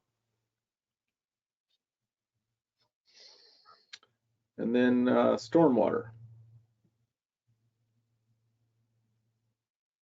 Yeah, so stormwater is something that you don't usually deal with in a rural area, but what we find quite a bit is places like Arch Cape, maybe some of the larger subdivisions, which they are dealing with stormwater, but Arch Cape in particular comes to mind, where we have a more intense level of development, but we don't have the infrastructure that you would normally associate with that level of development. So a new subdivision, for example, would have the paved roads and the sidewalks and the master plan stormwater system, and it would have utilities all built in from the day you moved in. And here we're basically having to retrofit some of the stormwater and address those issues. So we wanted to address that. And so what does our policy say? Establish a comprehensive set of development standards for stormwater management, specifically standards unique and specific for residential, commercial, industrial, and other categories of use. And then that would be something that we would work with the county engineer to develop those standards, and the county engineer would be the one that we would use for review when we had projects come in that needed to meet those standards. Okay, let's do a thumb poll here to start off, or support, oppose stormwater standards. It looks like we've got support for everybody that I can see. Yep, okay, so I think we're good on that. Gail, any questions or comments about the stormwater management development standard proposal? I think my only comment, and this is wordsmithing, so I won't dwell on it, is that I don't think consider needs to be in there. I think I just would include specific standards for different types of development. I think it's a fair thing to do. And noise issues, or is that, yeah. Yeah, so sometimes we steal things from the committees, but basically this was, a lot of this came out of the planning area advisory committees. And what we have found over the past couple of years is that we've had some proposed home occupations that are questionable. They're right at that borderline between being really intense commercial and being a home occupation. And so we wanted to, as staff, establish some standards, especially for noise, for home occupations like we do for our commercial and our industrial zones. And again, we had talked about this earlier. We have a very general standard. We don't have a decibel level or anything like that, and it's very open-ended. But anyway, our very simple policy proposal is to establish noise standards for home occupations. We haven't fleshed it out any more than that at this point. Support, opposition. Let's do support and opposition quickly first, and then, okay, I'm seeing mostly support, all support, as far as I can tell. Okay, and then Jim, and then Susanna for comment. Well, Gail, I'm sure you're aware of what the city just went through with a particular home occupation business. And it caused a lot of problems with neighbors and ill feelings. So I think trying to get ahead of the curve is a good idea. Thanks, Jim. Susanna, and then Jan. Well, I think under comments, the number 2 is really important about hazardous material storage, disposal, you know, auto repair, logging, repair, etc., out in the rural communities can create hazardous materials. And if it's really bad in a flood, and a lot of them are in areas that could be flooded. And so I think it's also environmental. It's the first part of it on the left, and quality of life and environmental issues. I wouldn't say it's a change to work patterns because these businesses have always been in the county. I guess you would call them home occupations, a logging or auto, but yeah. So I just think the number 2 is important. Thanks, Susanna. Jan? And if it's In the interest of moving ahead, I'll skip what my comments were. Okay. Todd, did you have comment? I see you're off mute. Oh, no. Okay, no problem. Okay, well then if there's no further comments on the home occupation part, then we could take a couple minutes anyway and see if there are other policy proposals to come out of this group that haven't been covered at all, that have to do with goal 6, air, water, and land resources quality. Jim.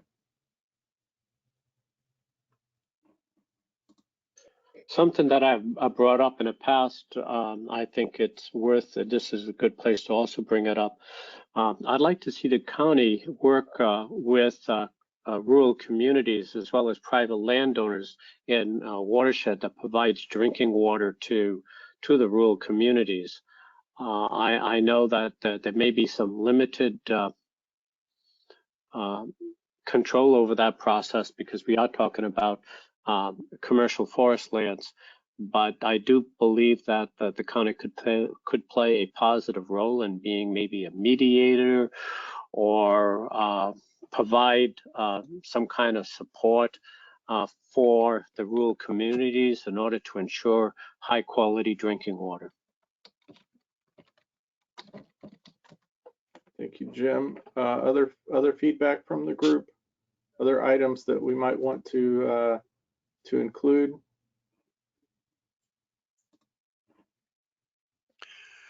Yeah, I've got one. I don't know if you can see me or not.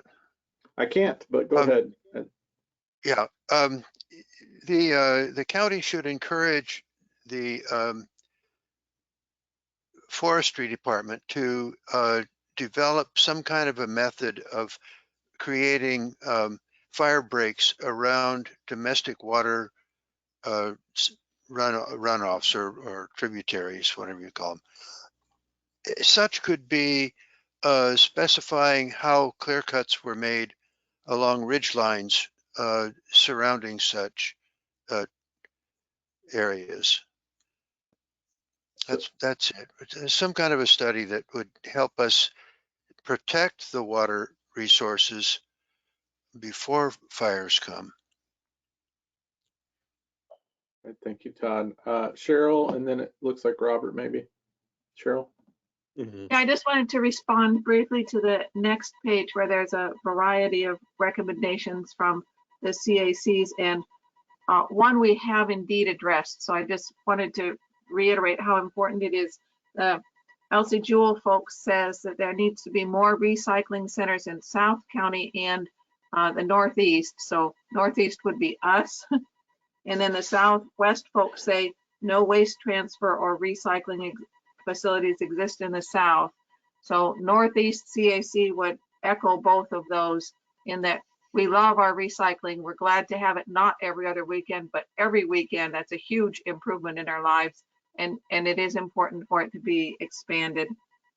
And the other one I wanted to respond to was Elsie Jewell says road runoff and impacts on salmon kills and population reductions, that the county could encourage DEQ to study the impacts of road runoff on salmon, and Northeast would strongly support that one. Thanks, Cheryl. Robert?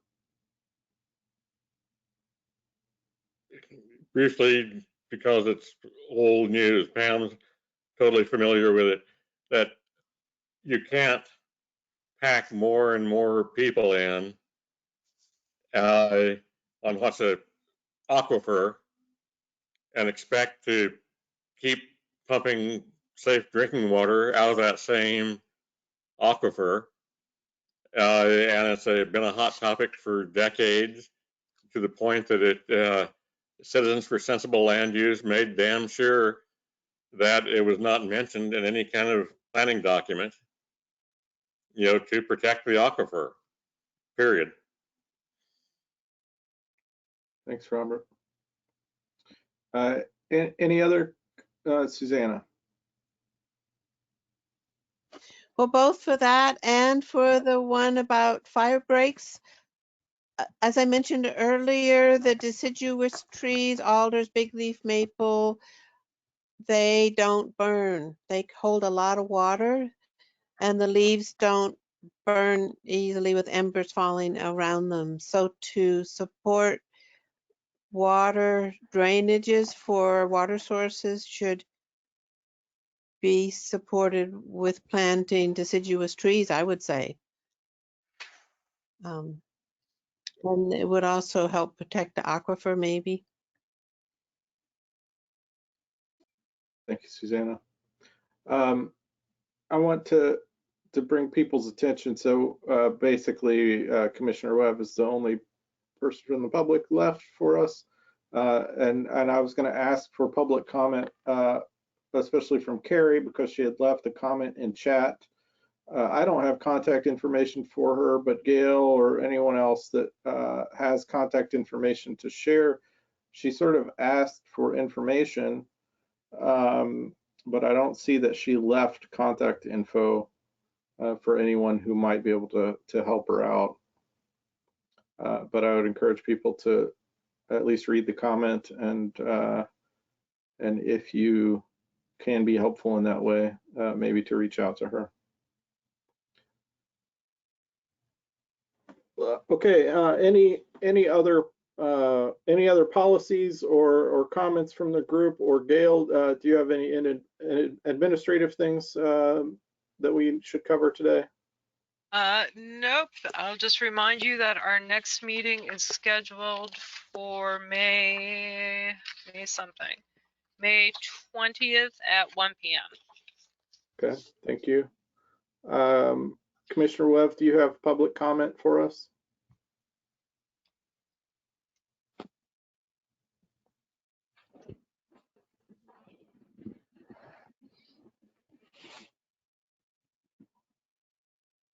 There you go. I just want to say that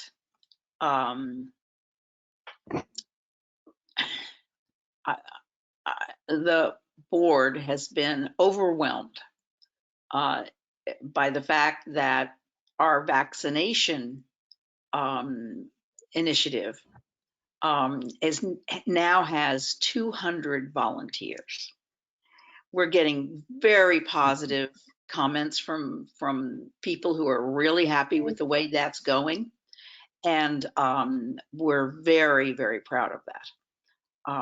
I wish there were enough, ways, and I may do this actually at the next planning commission meeting or the next board meeting, but the work that you all are doing is just amazing. It's just your willingness to spend the time to, I can tell, I mean, you're reading your packets, and God knows I mean, Gail is just smothering you all.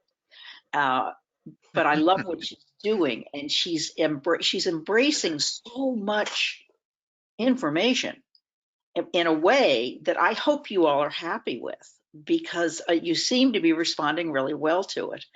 And trust me, I know that you all are putting in a huge amount of time from your lives. And so even though the newspaper talks about the 200 volunteers, they don't talk about the hours and hours and hours and hours that you all are putting in. And I think you're now a wonderful functioning body. You seem to respond to each other really well. I just want to tell you how very impressed I am and how lucky we are to have the resources from people like you all. I mean, your expertise is worth millions of dollars. So I just want to say thank you. You're a bunch of unheralded warriors as far as I'm concerned. So thank you so much. Thank you. Thank you. Thank you. Thank you. Thank you for coming. And thank you, Gail. I figure that at some point, this whole process is going to reach the board. And I don't want to have to put the time that I know I'm going to need. So I'm trying to go along with you so that I don't give you too hard a time when this reaches the board. So thank you. One thing, there was a little feedback from Cheryl during the meeting, and then I got some private chat about the notion of table 2 and table 1 topically maybe being reversed in our order. And I wanted to sort of poll the group quickly and see if there was interest from the group in trying to handle new policies ahead of the old policies. Or even from Gail, if you think one or the other is a better idea. I think the notion that was shared with me is basically that maybe we're giving less energy and time to new policies when maybe we should be giving those the more of our attention. And I just wanted to get feedback from the group quickly on whether that's something that's broadly agreed upon or whether we should continue as we have. Gail, do you have feedback first about, is that desirable from a staff point of view to do existing first? Actually, I would be thrilled if you wanted to go with table 2 first, because that's, I think, where our bigger focus should really be. Okay. Is there feedback from the rest of the group on whether that would be acceptable? I saw Cheryl and then Jim first. Yeah, I wanted to respond to two folks who spoke about that. So Jim was saying that it's apple pie, and apple pie is very nice. And indeed, apple pie is very nice. And I just wanted to remind us that sometimes when we're writing this plan, we are writing aspirational goals. So even though there isn't something that's enforceable, it is okay to include those aspirational goals. And because we're now writing new goals that rather than just nuancing the old ones, they really are starting out very general. And Jan had said that we need to flesh them out, and indeed we do need to flesh them out. But I think the process is very healthy. And again, this is a nice group to work with a lot of really good brains. And I think we can move them from being aspirational to something that's implementable. And I think we can flesh them out. So I actually wasn't thinking that we would reverse the order in which we're doing this, but now that it's been suggested, I would be in favor of it. Thanks, Cheryl. Jim? For my opinion, it doesn't make any difference which table is first, but what I do suggest is we have time limits so that we know that there is an internal deadline so that we have to switch from one table to another. That way there we don't end up crowding whichever one is last will be crowded into an ever smaller segment of time. Yeah. Thanks for that feedback, Jim. Any other feedback from the group, Jan? I volunteered to Gail. I have no special expertise in the issue of wildfire, but I will do some talking with people who do, try to find them out. If any of you have suggestions, let me know, and I'll try to come up with something in writing that we can at least discuss next time. Thanks, Jan. Do you know anything about raisins, Jan? What? Do you know anything about raisins, Jan? Yeah, I know how to lay them out in the field on the trays. But I would like to encourage us all to use that famous pause before we talk and ask ourselves if what I'm about to say is pertinent, relevant, and important to the group progressing in what they're doing.